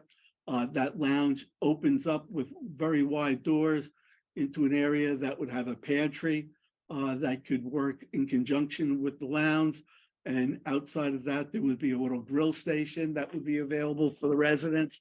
On the other side of it, there would be some restrooms that would service both the public spaces on this level, as well as the pool area with a little cabana space behind it, and possibly a yoga spa or something like that on it. As you go around the building, you can see the elevator lobbies that I discussed. There'll be 2 elevators on each side, stairway, then a trash room, and then these represent the trash chutes. Then the units go, there's a corridor that loops completely around. units opening off of that. So there are units to the inside as well as to the outside. And then there's a secondary core on the north side, once again with 2 elevators, a stair, and then the trash room. The second floor is very similar, type units going around. It's just a little difference in what the amenities are in there. There's a gym in this floor. There's like a library, a conference room, and then there's some co-working space available for the residents as well as a screening room. Additional to that, there are areas that are open to below that goes and gives a volume to the main entrance area and to the public space to enhance the visual impact in the lobby area of the building. The rest of this plan goes and shows the units going around and the mix of the units going around.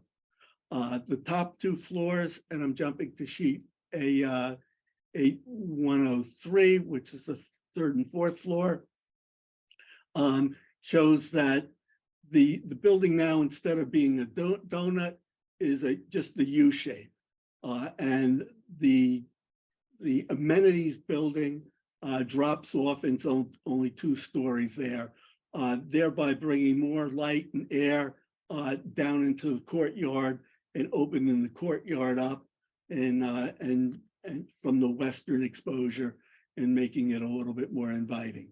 Once again, this plan goes and shows the units around. The next sheet that we've provided is of plans of typical units. It's showing what a typical affordable units are for the 1, 2, and 3, what typical units are for the market rate units for the 1, 2, and 3. You can see all the units are meet all the size requirements. All the units are 100% adaptable for our handicap compliance. All the units have stackable washers and dryers in them, and very nice eating or kitchen areas with some kind of bar or whatever. One thing about many of the units, we have a number of the units that we've called out for a den. What this den is an area in the back of the unit by the entrance that is intended to be a home office. Excuse me. We've the owner has found and feels that the world has changed in the last several years. People like to work at home. Many people work at home all the time, or at least a couple days a week, and need some kind of space to provide that. So these units are a little bit larger. We've provided spaces in the back that in this particular unit is 7.5 feet wide by 11 feet long. It doesn't have any windows in it, doesn't have any closets in it. It's not intended to be a bedroom, and it's really strictly for a little den space or primarily a home office space. There was some discussions at your site plan review advisory board meeting about not having a door on that. We feel that it really is appropriate to have a door. More and more people have these type of meetings, Zoom meetings and so on. And in some of those conversations, there's privacy of other family members that are in the house at the same time that needed to adequately conduct those type of business things from the office or den. I think that when the owner develops his leases, he'll identify that they're 2-bedroom units or 1-bedroom units and so on. So these plans here, go through them all. Most of the units, I'm going to talk about this one for a moment. It's intended to have a balcony on them, but the mechanical system is a system that sits off the edge of the balcony that vents directly outside. So there's no single system that really operates the entire building. The HVAC would be individual units for each individual unit. If, you know, and either the condensers for those would be as part of the unit itself, or in a few of the units that's not possible, they would be in little flat areas of the roof that would be on the courtyard side and not at all visible from anywhere around the perimeter. Likewise, there will probably be in the amenities area, there'll be a little package unit, but there's a little flat roof area that can be back on the courtyard side that would be not visible at all from anywhere around the perimeter. None of these are noisy, and I don't feel that any of this would cause any kind of noise or negative visual impact to anyone. I'm going to jump onto the elevations. The elevations, I'm going to go to the front. As you can see in the front elevation here, we have a mixture of materials. But before I get to that, the area that I'm just going to sort of highlight here for a minute, right here, that is the amenities portion of the building. And as I testified regarding to the plans, you can see that that amenities portion of the building is only 2 stories tall. So when I'm looking at it from plan, you know, we're seeing this elevation here, and we're seeing that 2-story element here. This face here, back all the way at the back of the courtyard, is in fact this shadowed out space back here. You'll see that we took great care into the building to develop a nice solid base to it of a stone. We've accented that stone with a different color stone, a little darker stone at certain spots for accents. The other materials along the building are a series of cementitious panels boards that will either be flat boards or batten seam boards. So what we try with a couple of different colors. So what we've tried to do in here is develop a design where we've mixed some materials, we've mixed some colors. There are a lot of ins and outs in the building for interest to it. And then we've capped it with a pitched roof. The corners of the building would have a capped metal standing seam roof. The larger extents would have an asphalt shingled roof. You know, let me back it up here. That can, as you can see here on the side elevation, you know, break it up with different materials, colors, textures. And you can see here's the garage entrance. That's right where I'm pointing to. The building height meets within your requirements of being a maximum of 65 feet, and that is to the absolute peak of the roof. We do not see anything going above that, and that is measured to the, that 65 feet is to the average grade going around the building. And then you, as I zoom in here on the front entrance to the building, you see that we took, you know, at the amenities area and to the main lobby, we've taken a little bit greater care to develop it with a little bit more detail, a little bit more interest, some different types of windows, and that playing with different materials and the ins and outs to add some interest to the building. Let me see now. Trying to think, to pick up some of the comments that were asked before. I think I talked about the gate. I talked about in the engineer's report about the post office mailboxes, and did the postmaster agree? I've talked about the dens. I think that there was a question regarding cameras. I think that it is, we do not show cameras at this point, but I know it is the owner's intention to put cameras around the property. And as far as the two entry signs, there is a desire to light those with uplights, and that would be dawn to dusk for that lighting. In regard to the construction time frame of the building, it's been my experience that buildings like this take approximately 18 months from when ground is broken after a construction permit has been issued. Mr. Delaney, one question was asked about bicycle racks downstairs underneath inside the building. Yeah, I thought I touched on that, but the what I had said is that this storage room right over here was a very good sized storage room. As you can see, it's 10, 20, 30, 40, almost 40 feet long by 25 feet wide. That's where we would have the bicycle racks available for the residents. And then they can immediately go into the elevator and up and out. And then the bicycle racks on the outside, we're viewing that those are mostly for visitors that are coming. It concludes your testimony, Mr. Delaney? Yeah. I'm sorry, Mr. Michaels. Yes. Mr. Chairman, we leave it to the members of the board.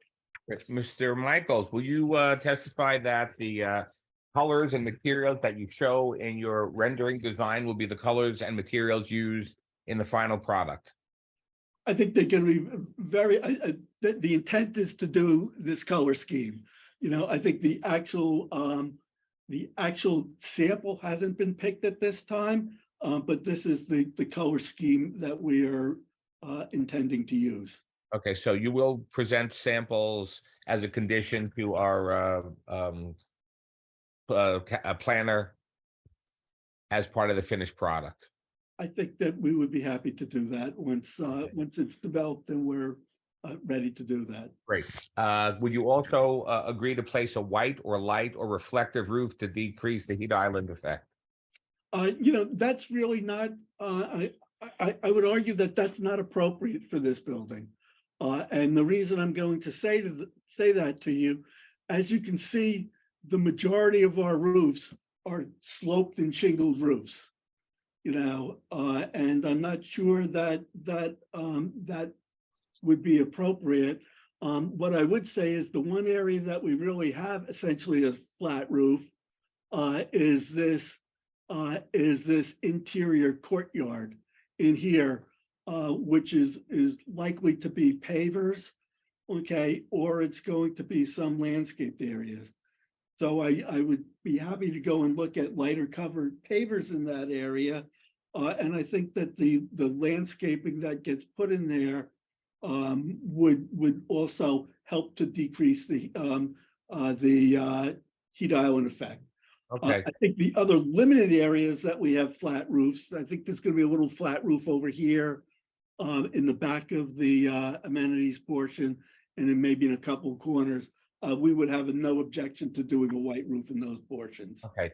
And you will provide some type of architectural design for the cameras and places that you put them around the project? Yes, we can do that. Okay. Bike, so that you'll put on the final plan that there will be a bike rack in the storage area, in the garage? Yes. Okay, good.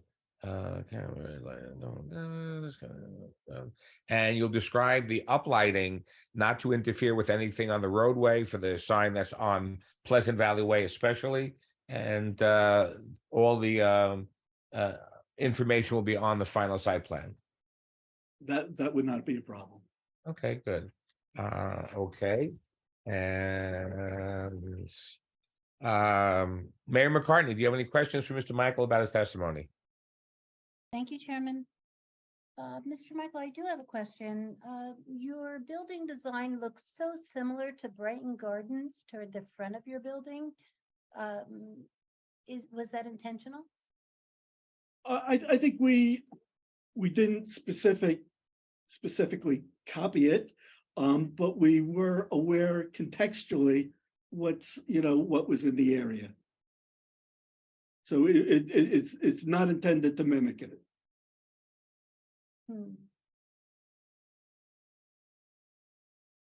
Okay, no comment. Thank you. Council President Williams.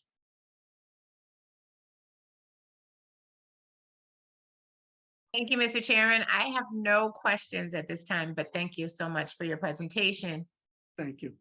Thank you. Mr. Michaels, I have one more question. And I don't know if it's possible, but in the parking lot, is it possible to put islands with trees anywhere in the parking lot? Not, you don't have to put a lot, but just a couple?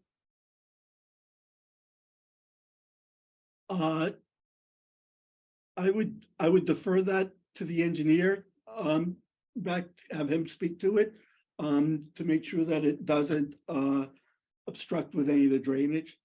So I'd like to defer that back to him. Okay, so when we're done with you, I'll go back to the engineer. Thank you. Mr. Alper. Sure. Maybe a little bit outside of planning, but I think it might be helpful to know, given the mix of affordable and market rate units and the number of 1, 2, 3 bedrooms, do you have a sense of how many school children we might expect coming out of this? You know, we didn't do a study for this, but I've looked at on other projects similar, and I've reviewed reports from the Rutgers Planning Department regarding school children in these type of projects, and it tends to be very minimal.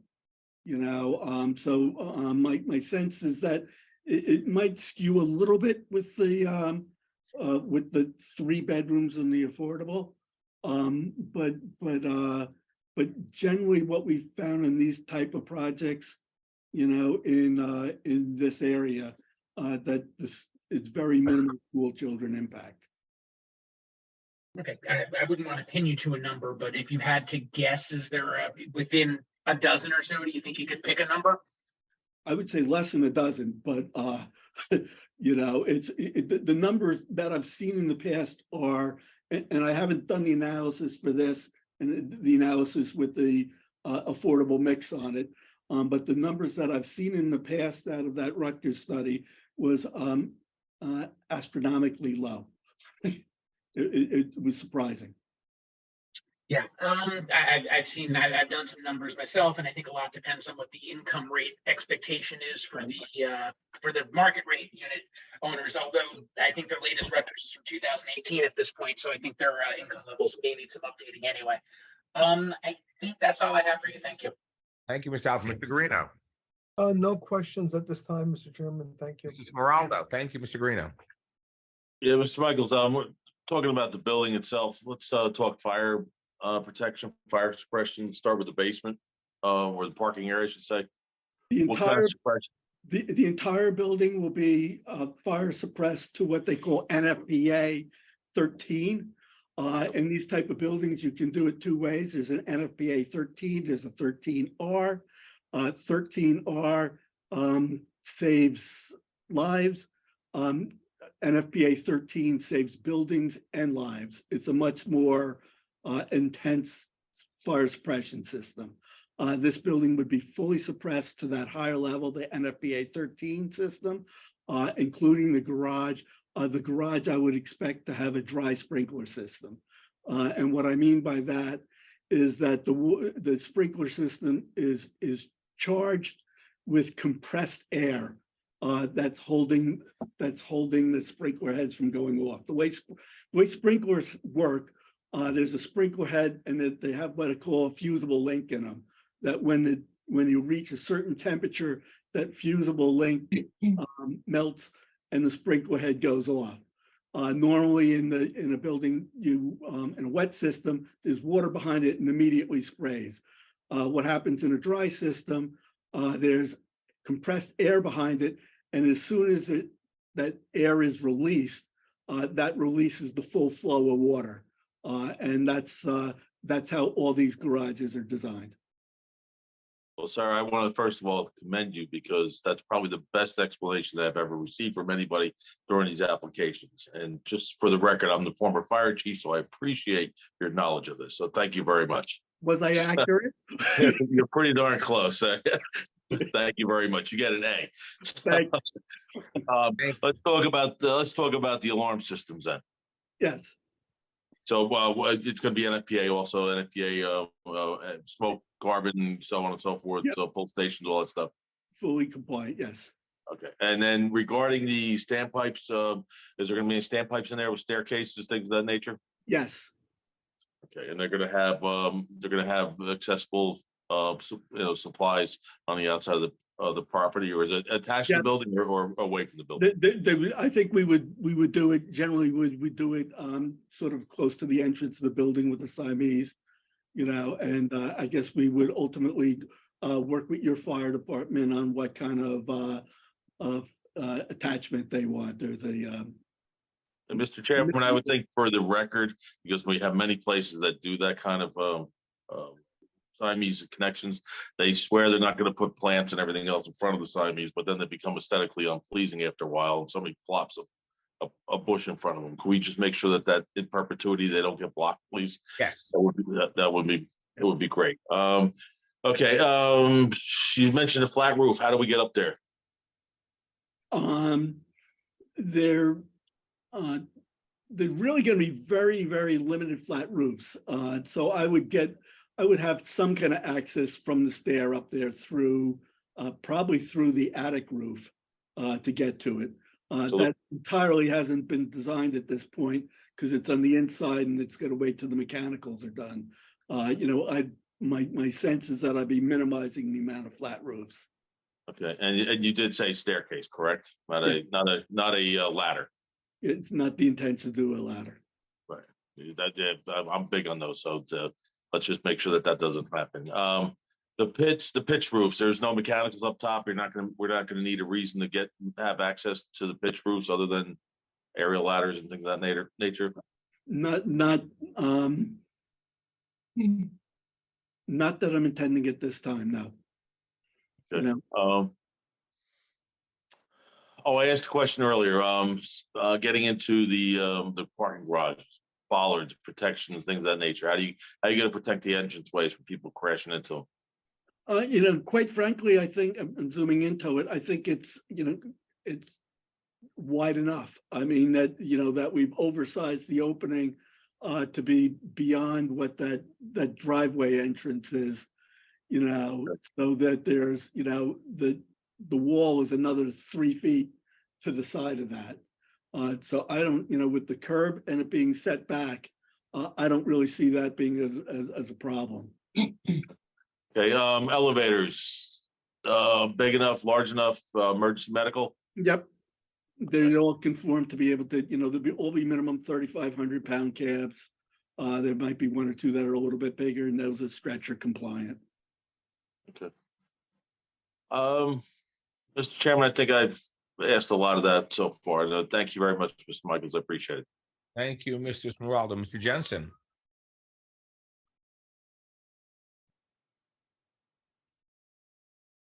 Mr. Jensen.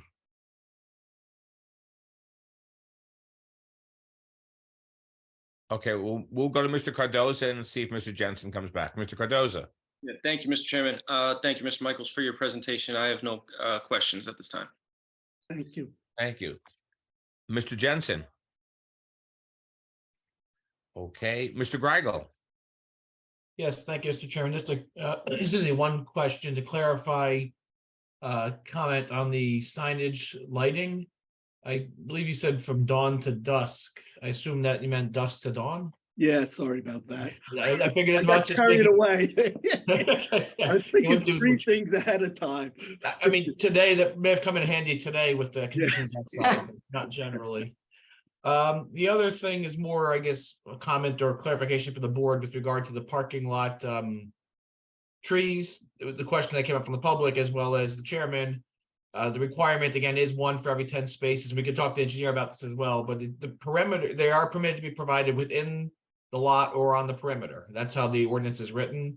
There is supposed to be an unbroken, you're supposed to have 1 tree with every 20 spaces to not have a continuous line of spaces. So it might be helpful to do that. But again, that's generally intended for larger parking lots with multiple aisles. This is a single spot, single loaded only. So I thought the intent, when we reviewed the site plan review advisory board meeting, I thought the intention of the ordinance was met. all that said, the board still has the ability to ask the engineer about that and see if you'd like to, request additional landscaping, certainly. To expand on that, my feeling is the site was being designed that the landscaping was very nice on it and it broke it up, and that putting little islands in to break up that parking really become problematic with snow removal and then how water flows and so on. And that's sort of why I deferred to the engineer. But I think the fact that this parking lot is going around the perimeter, it's only single loaded. It's not like it's a 64-foot wide or 62-foot wide parking lot. I think it's broken up in small enough runs. I thought it was very elegant as it is. That was my thought generally, but yes. So, but again, we'll let the board, ask if they like. Certainly. Thank you. That was all for now. Thank you. Thank you, Mr. Greco. Mr. Hess. Thank you, Mr. Chairman. I have just two quick items. The first, Mr. Michaels, you had spoken about the applicant would like gates at the entrance. I'll note that the original site plan drawing submitted showed gates and then they were removed. So if you want gates, they need to be shown on the plan and the board needs to have the opportunity to review that. Second is, since you said that most of the roofs are going to be pitched, where are you going to have your air conditioning units located? As I took for the units themselves, most of the units have balconies. And like I said, there's a little mechanical room in the corner that it goes and vents out the side, and a little bump off that. What about for the common spaces? For the common spaces, that's where I spoke about that there's there probably is going to be a little flat roof on the back of the balcony over here. Okay. That'd be common here. And then I'm expecting, one or two little areas of flat roofs on the back, on the inside of the courtyard spot, where it's just going to be condensers and so on, because those common spaces are going to really be limited to just the hallways, and they just really need some smaller condensers. Okay, so nothing's going to be ground mounted? Because if they are, then they would obviously need to be shown on the site plan. Yeah, no, nothing's anticipated to be ground mounted. Okay, great. Thank you very much. Thank you. I have one more question, Mr. Michaels. Is there any plan for an emergency standby generator? The engineer shows it on the site plan as a placeholder, I believe. And I think that as we go into the construction detailing of this in accordance with the new code, it'll be determined if it's required by the code or not, if it's going to be installed or not. Okay. We do show it, and it's located, I believe in the site plan, it was located right over here. Again, I'm going to ask the board to consider this based on the location of this project, that it's off of the main roadway and it is not available to street lighting, that if there is an emergency, this may be a very viable option for the protection of the people in the building. But I'll leave that to the board to discuss. Do any members of the public have any questions? Chairman, I'm sorry, before you go on, I actually have three follow-up questions. Mr. Smeraldo.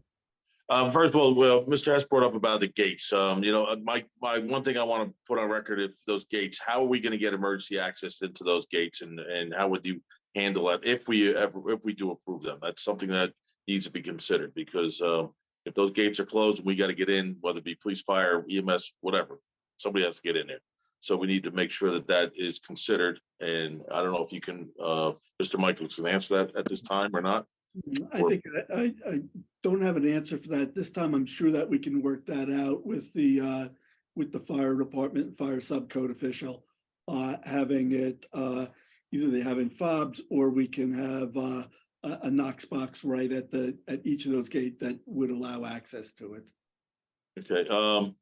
The second question I'm looking at is I noticed that we didn't mention is the pool. Where is the chemicals going to be stored? The chemicals, the pumps, things of that nature. I think right underneath the pool itself. If you go into the garage, we have the pool here, and we have a room right below it. The floor to floor height of this garage level, let me see, is essentially 13 feet. So the pool obviously isn't going to be that that big and it's going to be a lower portion of it. So I think that, well, let me go back to the ground, that within this enclosure, which is a large area, that's where we'd store the chemicals, the pumps, all that type of stuff underneath the pool, where it would have the pool structure above. Okay, and Mr. Chairman, I think for condition, one of the conditions we should add is that because there's going to be a pool area and we know that there's a gym there and we required this on a previous application, we should talk about defibrillators being purchased by the owners and placed appropriately in those particular areas and any other areas that may be deemed something that needs to have a defibrillator on site. Okay, the AED. Yep. Agreed. So, all right. I'm sorry for the interruption, but those are my follow-up questions. Thank you. Thank you. Do any members of the public have any questions for Mr. Michael? Please raise your hand and be identified. Yes, Mr. Chairman, we have several. Mr. Michaels, can I ask you to stop your screen share, please? Sure. Jennifer Sherrod, welcome to the meeting. Please state your name and address for the record. Hi, Jennifer Charette from 11 Howell Drive. Can you hear me? Yes, ma'am. Okay, great. Thank you. So I had two questions. The first, for the is the only access to the building going to be through those sliding doors? I ask because there is a synagogue that's very close to the apartment building that might be attractive to people who want, who would be observant. And are you considering making accommodations so that someone who was Sabbath observant would have a way to get in and out of that building? Yeah, actually, we have had that discussions with the owner, and the idea is, yes, we would make accommodations. Okay. Okay, and so there's three, I guess, main entry points. There's the entry point at the front entrance. There are also doors down on either side that get you into the building there as well. We've had discussions with the owner about the elevator and having one of the elevators on the Sabbath being able to run. So yes, that is on Mr. Pagano's radar and his intention. Great. My second question was, I live on Howell Drive, which is off Cunningham. It is very difficult to make a left turn in the morning, and I am concerned as a resident. And this may not be for you, maybe for someone else, and the planning board can direct me to who. If there's been traffic studies and how will impact, potentially, 300 new cars coming in, from that direction where it's already difficult to make the left onto Pleasant Valley Way. That's really going to be an issue for the county. Okay. Thank you. Thank you. Do any of the members of the public have any questions? Please raise your hand and be identified. Zasha Kademi, please state your name and address for the record. Welcome to the meeting.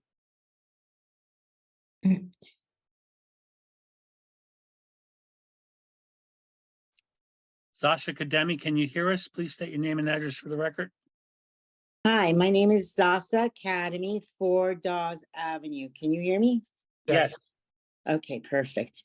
Okay, so I would like to ask a couple of questions. Were there any more updated designs considered for this project, sir? The owner and I went through several designs, looked at it, and this is, and the owner was very involved in developing this design. And this is one that he likes and feels is very appropriate. Okay, great. So, but did you take any sustainability measures were taken in this design, sir? Yeah, there are a lot of sustainability measures that are taken into the design. Certainly, there's going to be a lot of building products that are recyclables in there. There's, it's a very energy compliant building. It's going to have the modern elevators that are very efficient, and they regenerate when the elevator goes up and down in offsetting the energy cost to use that.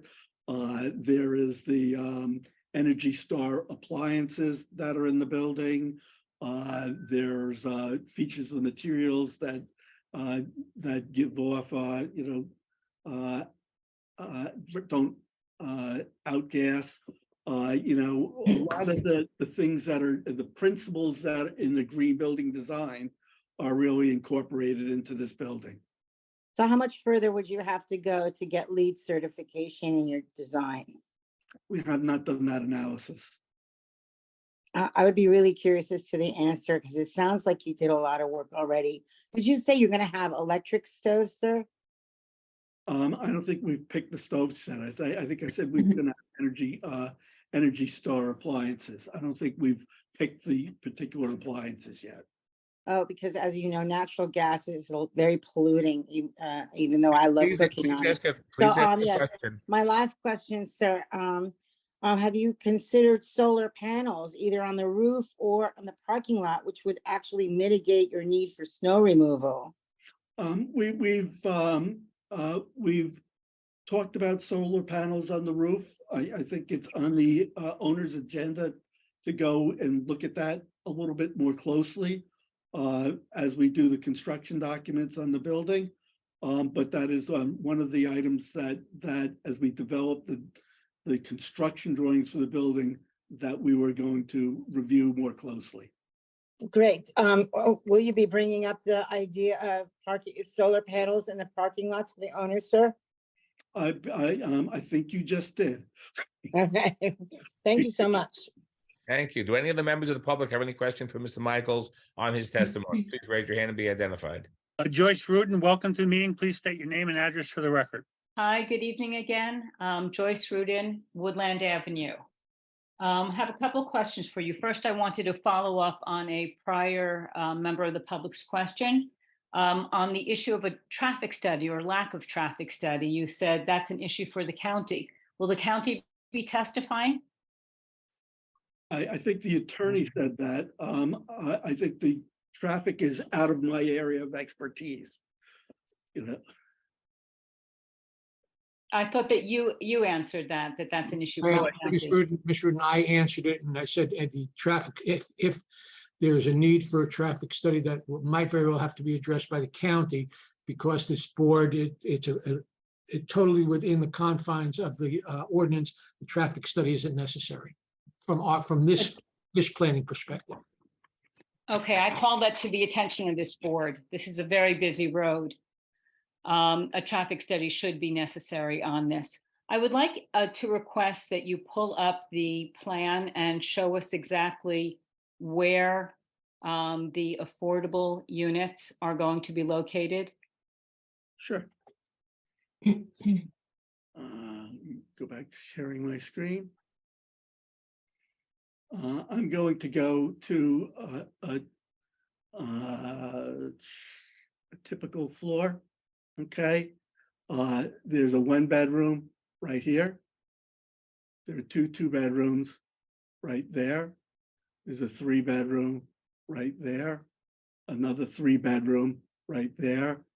2 more 2-bedrooms right here.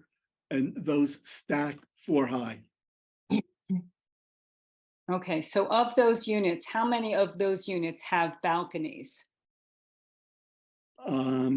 1, 2, 3, all of them.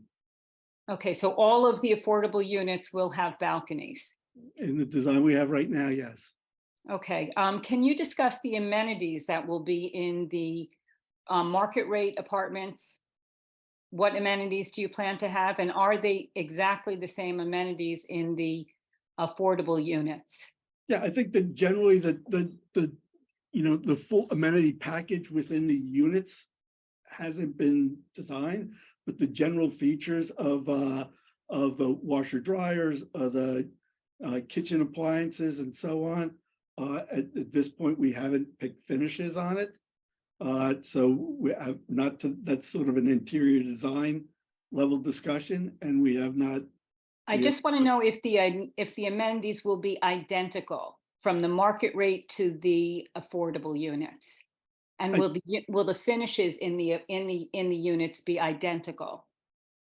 I don't think that those have been designed yet, so I can't say that. You know, it's they're a little different unit, and how are they different from the other units?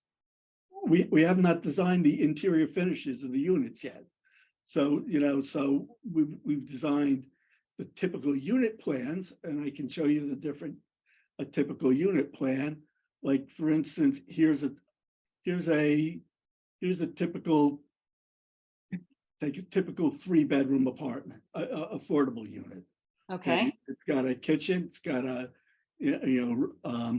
sink, a range, a refrigerator, it's got a washer dryer, it's got the balcony on it. It's got 1 bathroom with a shower. It's got 1 bathroom with a tub. And how does that differ from a market rate apartment? It really doesn't. The market rates are a little bit larger. It's same thing, same type of appliances in the kitchen, same washer dryer, same 2 bathrooms. They're very similar in character. Okay, so can you make a guarantee to this board that you will provide identical amenities inside? In other words, that the refrigerators will be the same? No, that because we haven't made those selections yet, and that would be a commitment by the owner. Okay, well, I'd just like to state that other towns like Livingston don't allow inequity or the appearance of inequity because of the look. It's not a good look, and it's not a good look for West Orange as well. So I would urge you to make sure that all of the amenities are the same so that one who is living in an affordable unit does not have to feel discriminated against or lesser than when people come over and see that the appliances, et cetera, are different. I also would urge you to consider electric stoves, as was previously mentioned. You testified that the addition of school children would be very minimal. Are you familiar with all of our apartments in West Orange where we have a lot of school children coming from apartments? What I testified to is that I haven't done a detailed study on this. The planner asked the question to me, and I said that, the context and where I answered that question was some reports that I've seen at a Rutgers University regarding studies in the past, and that those studies have typically shown that is minimal. I've not done a detailed study regarding school children for this specific building. And that's really more of a planner's thing. But you testified to the fact that you saw very few school children coming into this building. I want to follow up on that. I think what he testified to was that he was not making any clarity statement. He was just basing it upon what he read regarding a Rutgers planning seminar or statements. Right, and that he said that tends to be very minimal. That was a quote. So I just want to put that on the record that does not necessarily apply to how apartments are used in West Orange, which are often very filled with school children. You also mentioned that you thought that having trees in the parking lot would be problematic with snow removal. Why would that be problematic? It's just not as clean an operation for the snow removal. You mean it's not as easy to remove it? Yes. Absolutely. So it might take more. It might take more time. It's not and thus more money. Not as easy, and curbs tend to get damaged and so on. But once again, I deferred that discussion to the engineer. Okay, because the current standard right now is to have trees, 1 tree for every 10 parking spots. So I'm just, concerned when I hear you say that it's problematic. That just means that it's more difficult to remove it, but it doesn't mean it's impossible. And trees also absorb a lot of water. So adding trees in a parking lot seems to be a very good idea. I'd also like to ask, your building is approximately 2 feet higher than the building in front of it, which is the Brighton Gardens. Okay. How will that look from if you are a resident at Brighton Gardens? Will they now be looking straight at your building? The building is quite a distance away, but quite frankly, I didn't do a slope study anytime recently on that. And when I did it a long time ago in the past, we felt there was no problem. Speaking of slopes, what exactly is the percentage of slopes that you're dealing with Percentage of slopes on what? on the property? That's a question for the engineer. Okay, he did not, then when if he comes back, I'd like to ask him a question. So getting back to the trees. Ms. Rudin, in your the- time is up. I want to thank you very much for your questions, but your time is up. Thank you. Does anybody else have any questions for Yes. the architect? We Please raise your- have two more. Mr. Malanga, welcome to the meeting. Please state your name and address for the record. Thank you, Mr. Fagan. Kevin Malanga, Ridge Road. Good evening, Mr. Michael. Good evening. I just heard you testify, sir, with regard to the number of bathrooms in the 3-bedroom units. Is that a commitment by the applicant to have 2 bathrooms for all 3-bedroom affordable housing units? That's what we're showing on our plan. Okay, so that will be a condition of approval to have that type of configuration. Am I right about that? What we're showing is what the intent was. Okay, so is that a yes or a no to my question, sir? I believe that is a yes. Okay.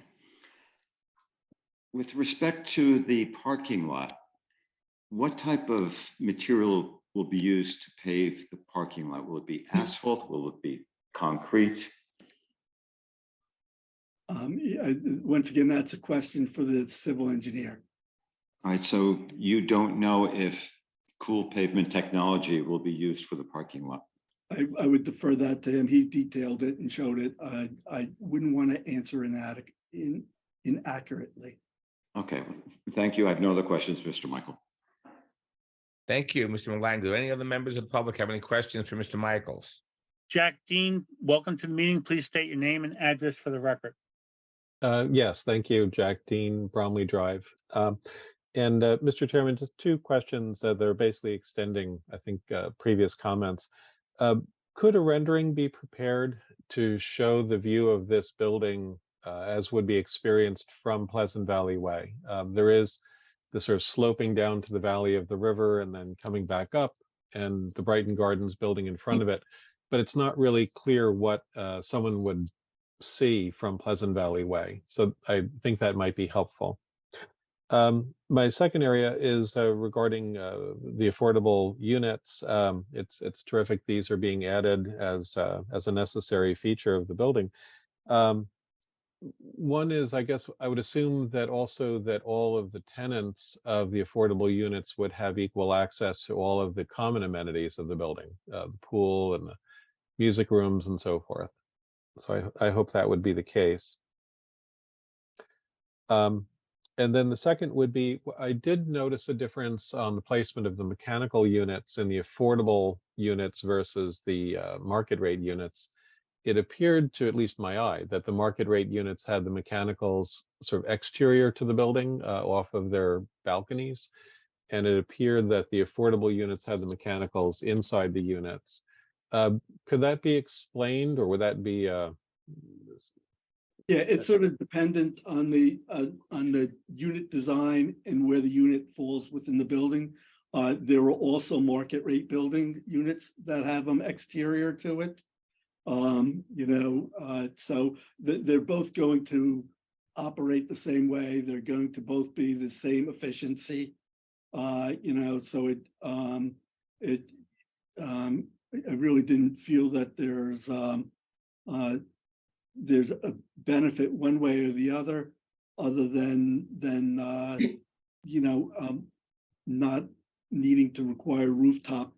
The ones that don't have them on the balconies, I need to go and find a little piece of flat roof somewhere to put a condenser for. So actually, those are a little bit more hard to work with. But where the buildings were, where the units were located, this is what we felt was appropriate. but it shouldn't have a negative effect with respect to noise and vibration inside the affordable units. Absolutely not. Okay, thank you. Do any other Mr. Chairman, I am seeing no other hands raised at this moment. Okay.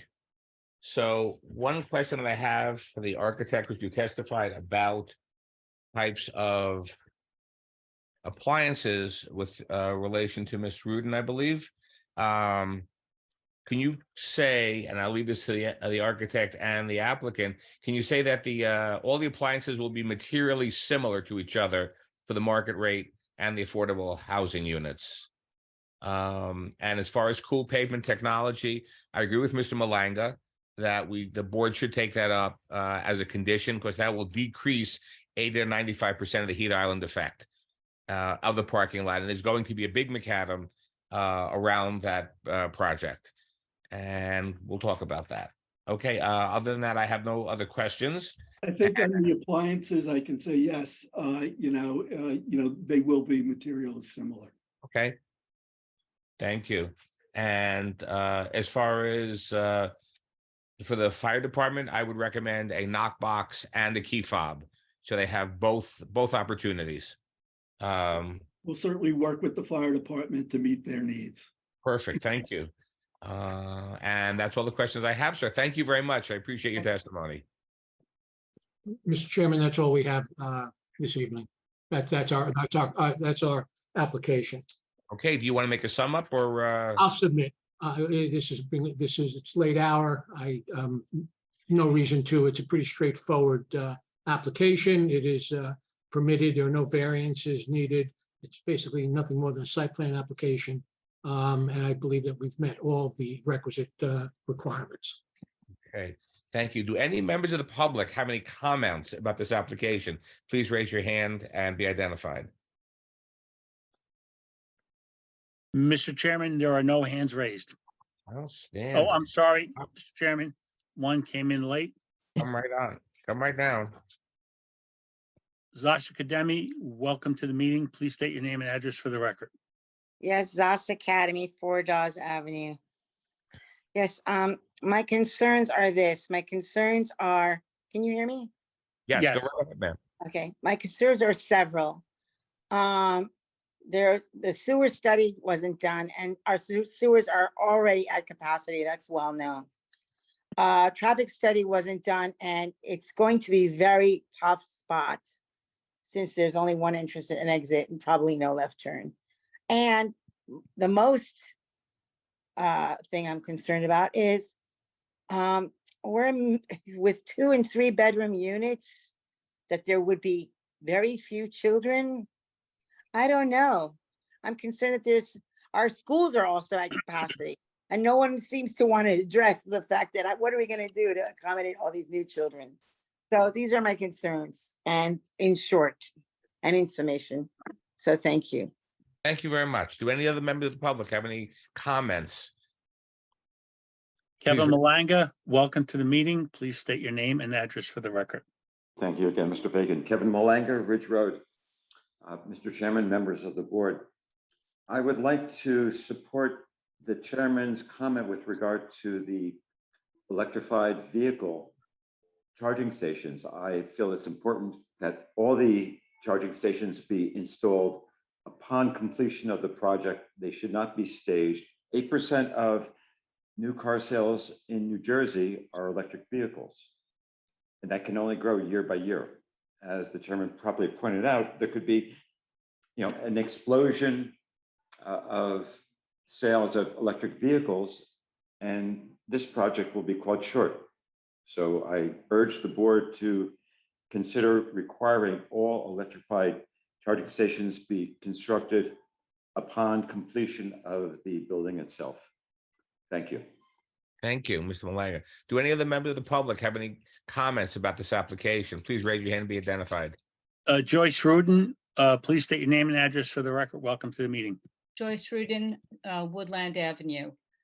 In looking over this application, I want to echo what a previous caller said. There are lots of things that have not been considered. Number one, we haven't gotten an answer to how long this building will take to get up. What is the building time? This building is positioned directly behind a senior housing that has sick, dementia, elderly people. I'd like to know how long the construction will be and what the impact on in particular the residents at Brighton Gardens will be. There has been no traffic study. It's been pushed off onto the county will assess that. There needs to be a study on a full and complete traffic study. There has been no study on the impact on schools. There's just been an updated school review that does not include this building and does not include what could be 200 children coming from this building minimally. That needs to be done before this is approved. In addition, the sustainability checklist that this applicant has provided is weak. I was not really pleased to hear the response that the appliances will be materially the same. I'd like to know that they are exactly the same, not materially, not a lesser babka, as they would say in Seinfeld, but the exact same. There are lots of brands that have low ends and high ends, and I'd like to have a guarantee from this owner that they will be exactly the same. And of course, I appreciate that they will all be Energy Star.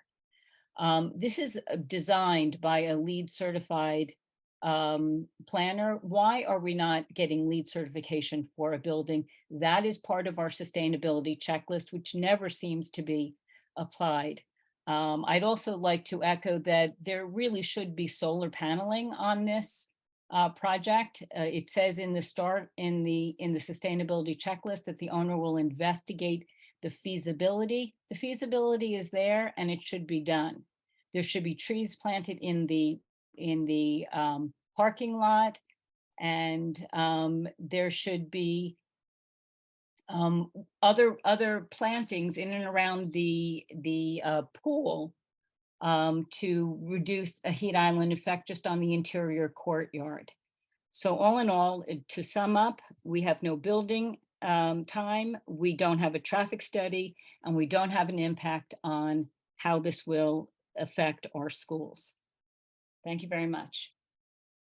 Thank you. Do any other members of the public have any comments on this application? Please raise your hand, be identified. Roz Moskowitz Belinsky, welcome to the meeting. Please state your name and address for the record. Hi, Roz Moskowitz Belsky, 11 Wedgewood Drive.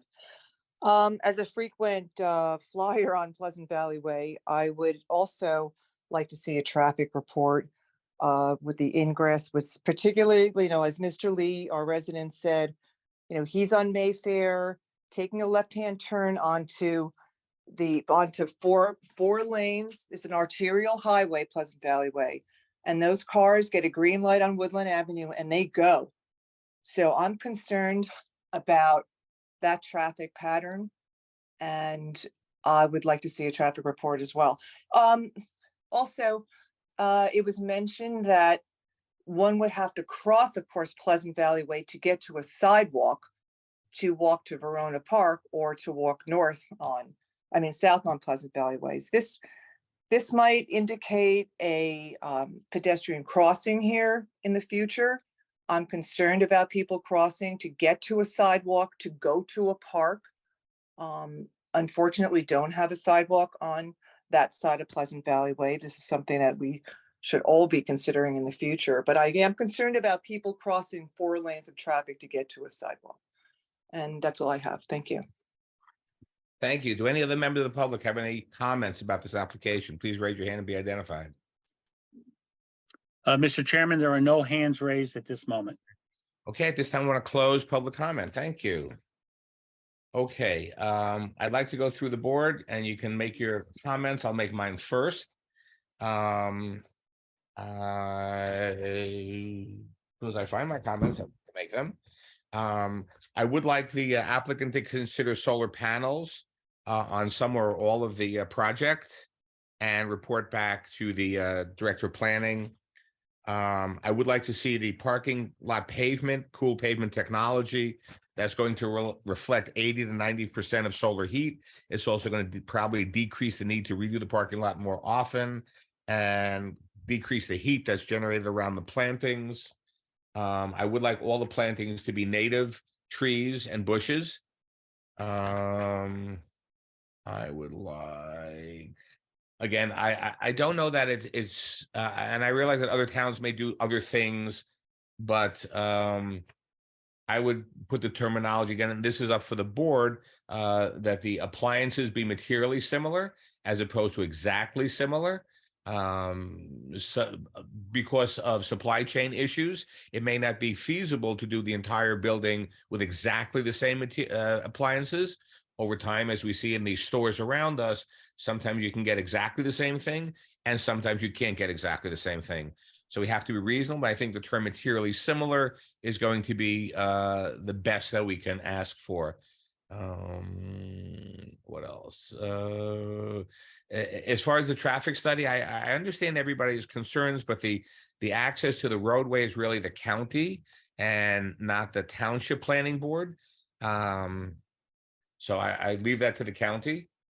What else? The key fob, again, the architect said that they'll work with the fire department for a number of issues, including the key fob and the knock box.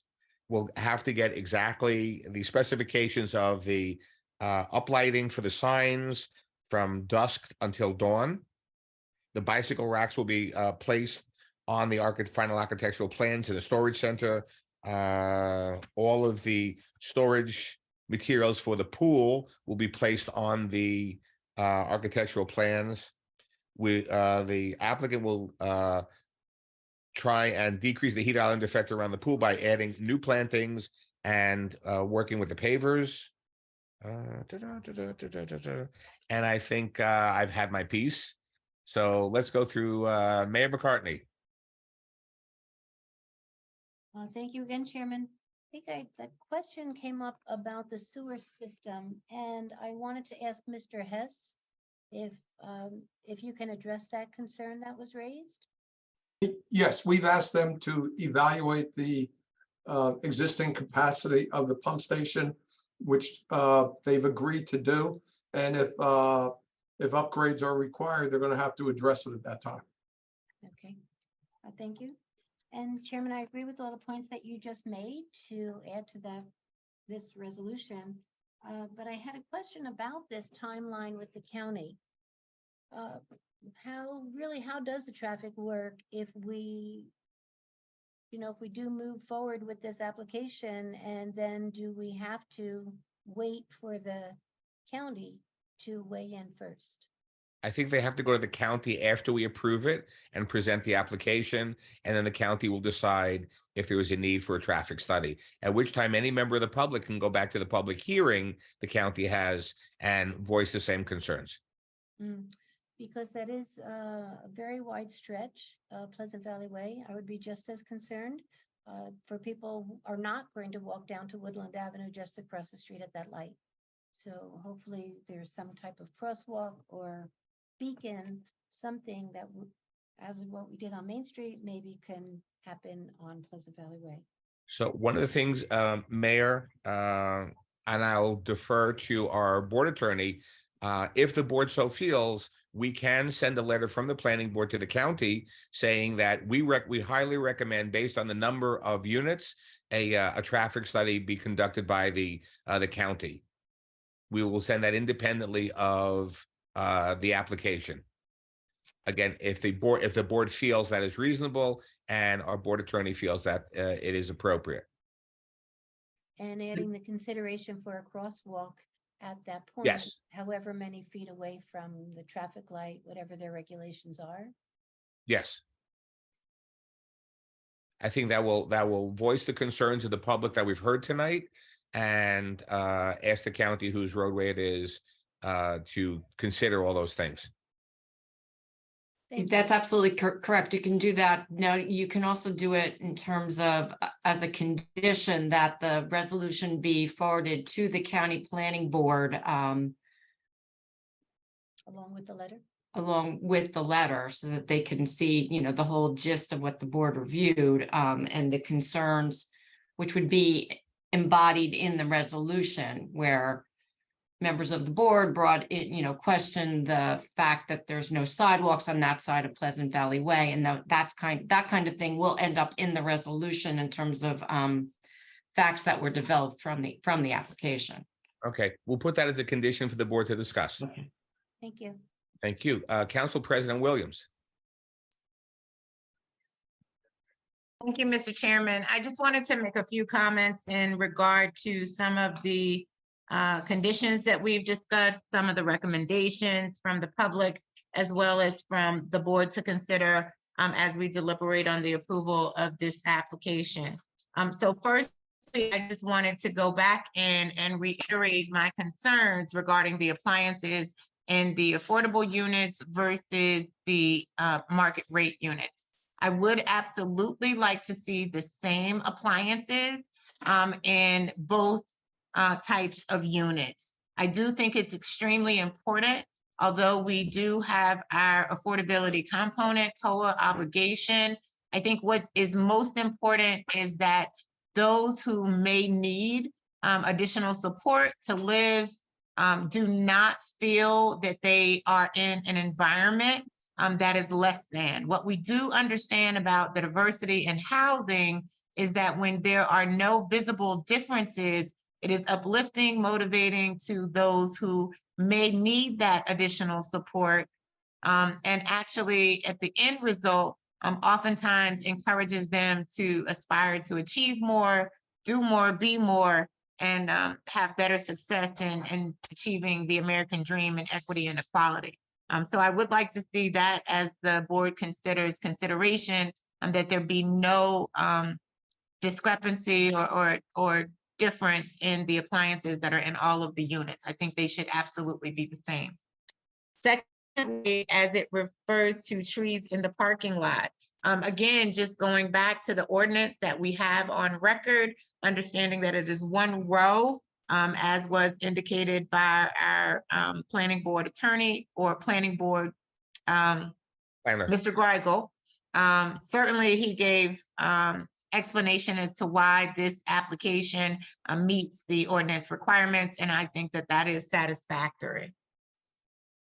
The other consideration and concern that I had was I would absolutely like to see a requirement that we do send a recommendation to the county for a crosswalk consideration, perhaps even some type of sidewalk consideration. However, because that is not something that the township actually controls, because this is a county road, I would not like to see that as a condition to this applicant, because again, that is a requirement from a different body, governing body.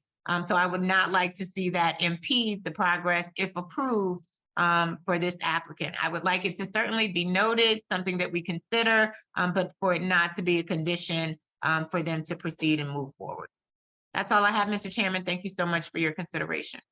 Thank you very much, Council President. Yamala, I'd like the record to show that Mr. Morgan has joined the meeting at whatever time he joined the meeting, Okay, no problem. in case you didn't see him before. Hello, Mr. Morgan. Mhm. Mr. Alper. I'd agree wholeheartedly with Council President Williams on the crosswalk issue with the county. I also just want to point out, looking at Google Maps, that it looks like there is a crosswalk on that side of PVW starting just south of Brighton. So the county wouldn't need to do a lot to make a full connection there to get down to where there is. I think the only other thing I have is I just want to clarify on school children numbers, that I think it's important. I'm glad we're covering it. I think it's important that we discuss it, that we keep abreast of it. But I think we have to keep the discussion, reality based, right? There's currently, I believe, fewer than 500 kids in the schools. And I know this as a former school board president, who are coming from apartments. The multipliers using the Rutgers numbers tend to be fairly accurate. At least in my experience, they always were. Garden apartments tend to produce a good number of school children. Affordable units tend to produce a good number of school children. But market rate units outside of garden apartments generally don't. I think my more conservative read of the Rutgers number might be 36 children as opposed to 12 children, but in a million years, it would not be 200. And I don't think it's responsible for us to, when numbers like that get thrown out there and people get scared, because I think 36 is a much more feasible possibility and something that we can think about, as we look at impacts. But, we should use something based in reality. That's all. Thank you, Mr. Alper. Mr. Garino. Yes, thank you. Thank you, Mr. Chairman. Just to support what Council President Williams said and Ken Albert said, as the Pedestrian Safety Advisory Board goes, the fact is it's very important for residents to have the access to the roadways and everything else. So potentially we should, make it a point that it's not an impediment to this approval of the application, but the county should look into, and we as board advocating for the possibilities of a mid-block crosswalk or the addition of sidewalks in front so people can get to Woodland Avenue. I mean, that's where the other controlled crosswalk is, because putting a controlled crosswalk at the entrance to this development is too close to Woodland Avenue. And then you would have an EPA situation where you have cars stopping and all and creating increased pollution in that area. But I strongly support what Council President Williams said and what Ken said too. But I think it's something we should, advocate for, to make it. You get to do two things at once. You get a new development, but you also get pedestrian safety, which is something that we're very big on. So thank you, Mr. Chairman. Thank you, Mr. Garino. Mr. Morgan. Yes, can you hear me all right? Yes, sir. Most of my concerns were addressed by the panel. I want to thank the applicant for their time and for their thoroughness. Thank you, Mr. Morgan. Mr. Smeraldo. Mr. Chairman, I believe all my conditions were already written down that before. And the only thing I do want to point out, though, is that the Knox box, we don't necessarily have to make that a condition because it actually is ordinance, section 18. So so it has to be put in no matter what. So we could just a point of order, just so we need to have that in there. All right. And that's all I have. Thank you. Mr. Jensen. Mr. Jensen. Okay. Mr. Cardoza. Yes, thank you, Mr. Chairman. I'd like to piggyback on Mr. Alpert's discussion of the school children. I think it would be helpful to just have kind of a, point of clarification. And Ms. McGovern, perhaps you can answer this. What is within our kind of authority to request as pertains to an evaluation of school children, and what body would that go before? The town Board of Ed? I'm a little confused on that. Well, it's an interesting thing. I don't think it's a criteria to deny something if that's what you're inquiring about. It's something that, again, I don't know, is your Board of Ed given notice and when there's a site plan review? I don't know. Mr. McGovern, I've been planning board attorney in Rockaway Township for 30 years. All right. The issue of school is the fact that it is an approved site for what we're doing. Yeah, no, I understand that. I understand that. My question is, I don't know whether the Board of Ed in West Orange is even aware of this application, if they're formally given a copy, so that they can plan ahead. I'm not saying that this is going to change anything, but that perhaps the board would want a copy of the resolution to be sent to the Board of Ed so that they could see down the line, they can make plans for perhaps additional school children coming into the system. That's something that could clearly. That would make sense. I asked the question not to add any conditions or not because it's really not relevant to the overall evaluation, but because it's such a point of contention for the public, as it's been mentioned several times, it doesn't seem to be quite the right forum. So I think it would just help to clarify what is the right forum. Where would the public go to voice these concerns as pertains to this application? Yeah, the planning for more children, for school children, goes to the Board of Ed because that's who's in charge of that. So I would suggest that if you're writing to the county planning board about the improvements or the concerns here, that we can also send a copy of the resolution, if assuming it's approved, to the Board of Ed so that they know potentially there's more school children in this area, and they can keep an eye on it and plan accordingly. Understood. Thank you. And Ms. McGovern, that's excellent, and I will make that a recommendation to the council that we do this for all applications that have any housing going forward in perpetuity. All of our resolved applications are sent to the chairman of the school board for their review. Mr. Alper. I might recommend that maybe we should be sending once an agenda comes out and we know there's a project that's going to involve school children, that it gets sent to the board so that they can make sure they have somebody at the meeting to observe if possible. Okay, Yamilet, you'll take care of that, please. We'll make that in perpetuity. Mayor McCartney. Chairman, I'm not, this question is either for Diana McGovern or Paul Greigel. It feels like we had this conversation before about land use law and the number of children coming out of applications that we approve. Mayor, I'm sorry to interrupt. Is it possible for you to increase your volume on your computer? It's very difficult to hear you. Okay, sorry.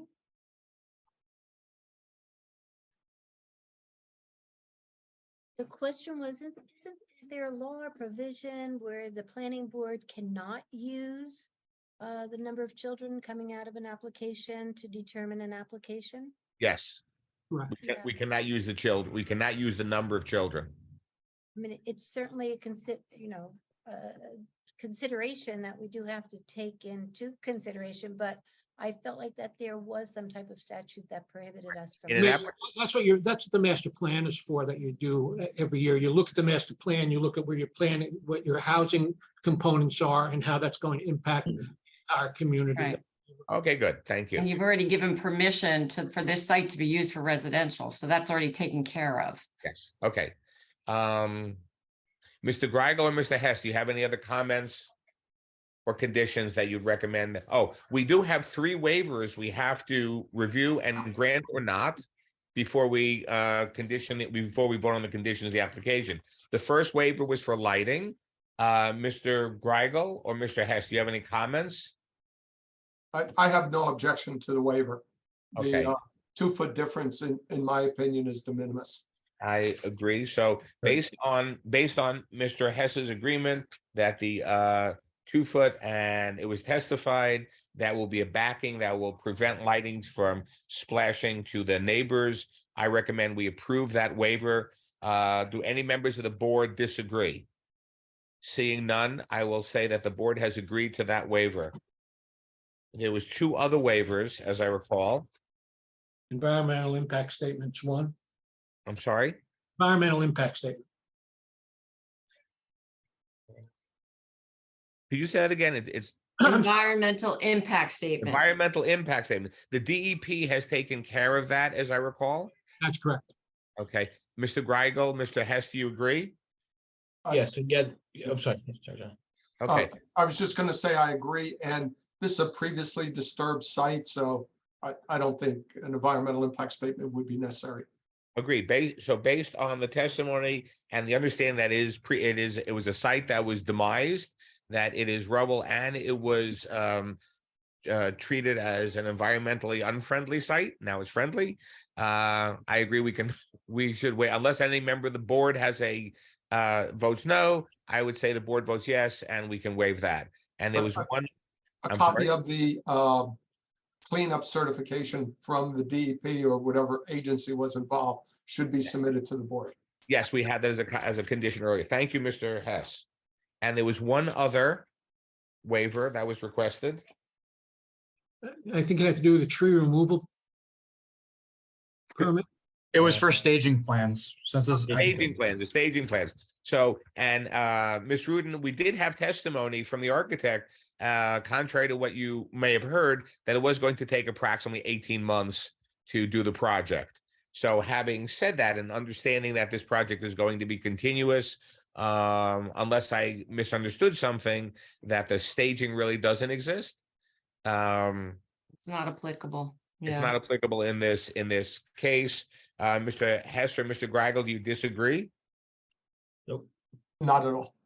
Okay, so then I recommend we waive that unless I hear a no vote from the board. members of the board. So it appears that everybody's in agreement on the 3 waivers. So the 3 waivers are approved. Chairman, Mayor McCartney. thank you. I appreciate the consideration for Brighton Gardens. I have a relationship with that company there as far as an intergenerational program.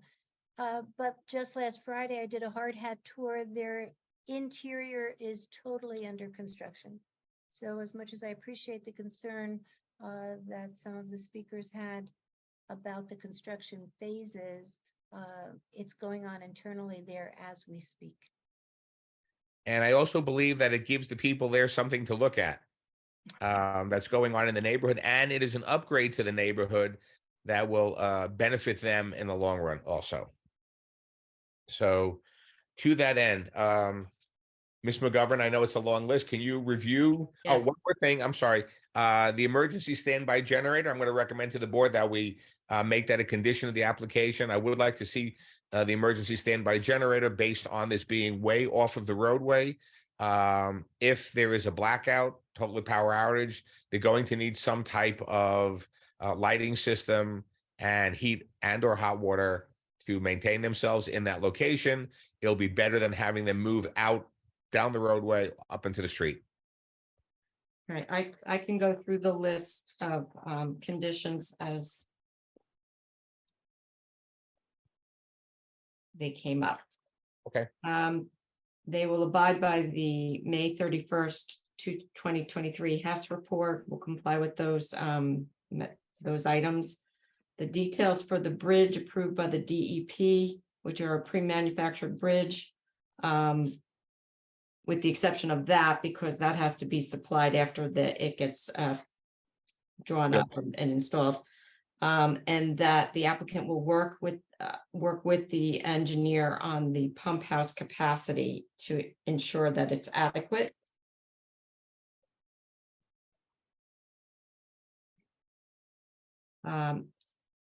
If any trees that are as part of the landscape plan die, the applicant must replace them.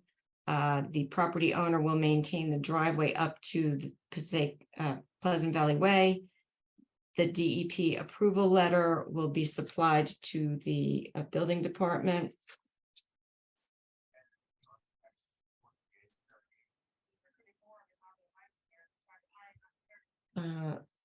Should gates be installed to the parking garage, they will work with the fire department to make sure that safe access can be gained by all emergency vehicles. The signs will be lit from dusk to dawn with uplighting. The colors and materials as shown in the design will be presented in sample form to the planner and will work with the planner to achieve the look closest to the designs as presented. The interior flat area with pavers, they will look to use a lighter color paver to help environmentally, and the flat roofs will also be done with the lighter color roof. A bike rack in the storage area as shown on the plans will be installed and noted on the plans. In the inside the building. Inside the building, yeah. The uplighting on the sign near the roadway will not interfere with roadway traffic. All conditions will be placed on the plans. The Siamese connection, the fire Siamese connection will not be blocked with any plants. Defibrillators must be placed at the pool and gym area, or I guess it's AED devices must be placed at the pool and gym area on site. Okay, I'm going to come back to the appliances because you have difference in wording and I think you have to work that out. Council President, may I interrupt? So Council President, if there is a supply chain issue and you're giving a Amana 7324 and you can't get it, what do you do? If you have something materially similar, which is another brand that is the same size with the same Energy Star, that is one door, two doors, however it is set up, I'm trying to give the applicant leeway because this is not going to be rented all at once. I'm sure they're not going to put every appliance in everything all at once. And I understand what you're saying, but I think we have to give them leeway because if they don't have something exactly the same, then they're in deviation of the application. Ms. McGovern, does that sound fair? I understand both parts of it. I think this is a board decision that you're all going to have to weigh in on how you want the wording. I don't know. I don't know. It sounds fair to me, but it might not sound fair to some of the other board members. So that's Council not for me to President, say. Thank you, Mr. Chairman. Thank you, Ms. McGovern. So my only concern is materially sound is acceptable.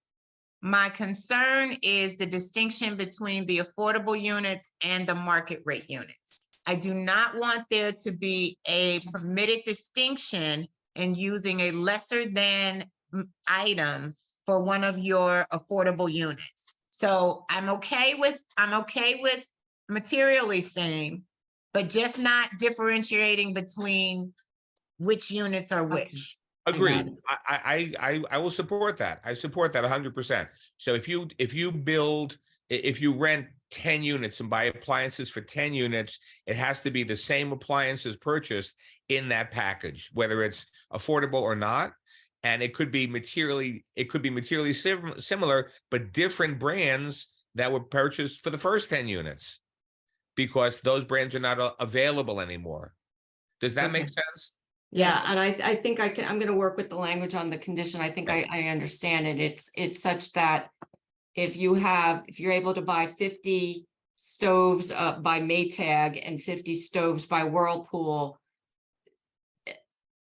they have to be equally used despite whether they're market value or affordable housing value. We're not making any differentiation in appliances for either unit. Right. I will get that language. I understand the concept and I will make sure that that gets relayed into the condition. And then the last condition was that you must have an emergency generator. That was The parking lot macadam. Okay, so, now you said you were discussing that. So you would like, the way you phrased it was, you would like the applicant to consider solar panels and cool pavement. Are you making those conditions? Yes, I am. And the board can, the cool pavement technology reflects solar heat from the parking lot. Okay. And I think long-term, that's going to be very, very helpful. Okay. Especially if you're walking around that area and it's a hot summer day. And then all native trees and bushes. Got it. I also believe the condition, Mr. Chairman, was that the detention basins would be maintained by the owner. Yes. That's pretty much by law, but I'll put that in as well. It is, but you just don't want it to be circumvented. Right. Mr. Chairman. Yes. Mr. Chairman, the other thing was I asked for a staircase to the flat roof, not a scuttle hole. Oh, I thought that was on the plans already. I will. Okay, Staircase. Mr. Smeraldo, do you want a staircase to the flat roof that will allow a fire person with a Scott pack? Whether it be fire, mechanical, appliance technician, anything, anybody needs access to the roof units. Got it. Rooftop units. Okay, what was the other thing? I was thinking of something else. Oh, I forgot the other thing. Generator, runs. Lighting company. And applicant is going to place cameras around the property Okay. to be placed on the plan, the final plan, and all conditions, as we say, will also be on the plan itself. Yeah.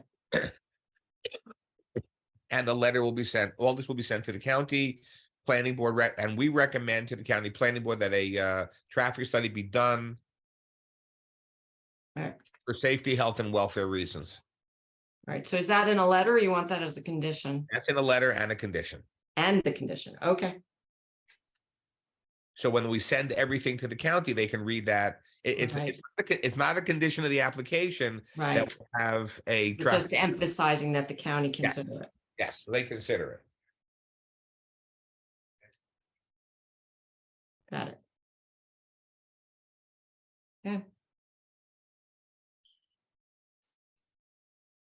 And I agree, because I was the one who brought up the island in the parking lot. I agree with Council President and Mr. Hess that the parking lot is in that fashion, it may not be amenable to the trees in the parking lot. It may be deleterious to the ability to clean and maintain the parking lot. So I agree with the trees placed in the areas that they are presently placed in. Having said that, does anybody else have any conditions or questions? Okay, good. Mr. Chairman, there is a member of the public who has their hand raised. I don't know if you want to hear them or not. We've unfortunately not. We've made all the conditions. We've heard all the testimony. We've done everything we can, and everybody had a fair opportunity. So the applicant also has a right, and we're going to exercise the applicant's right. So having said that,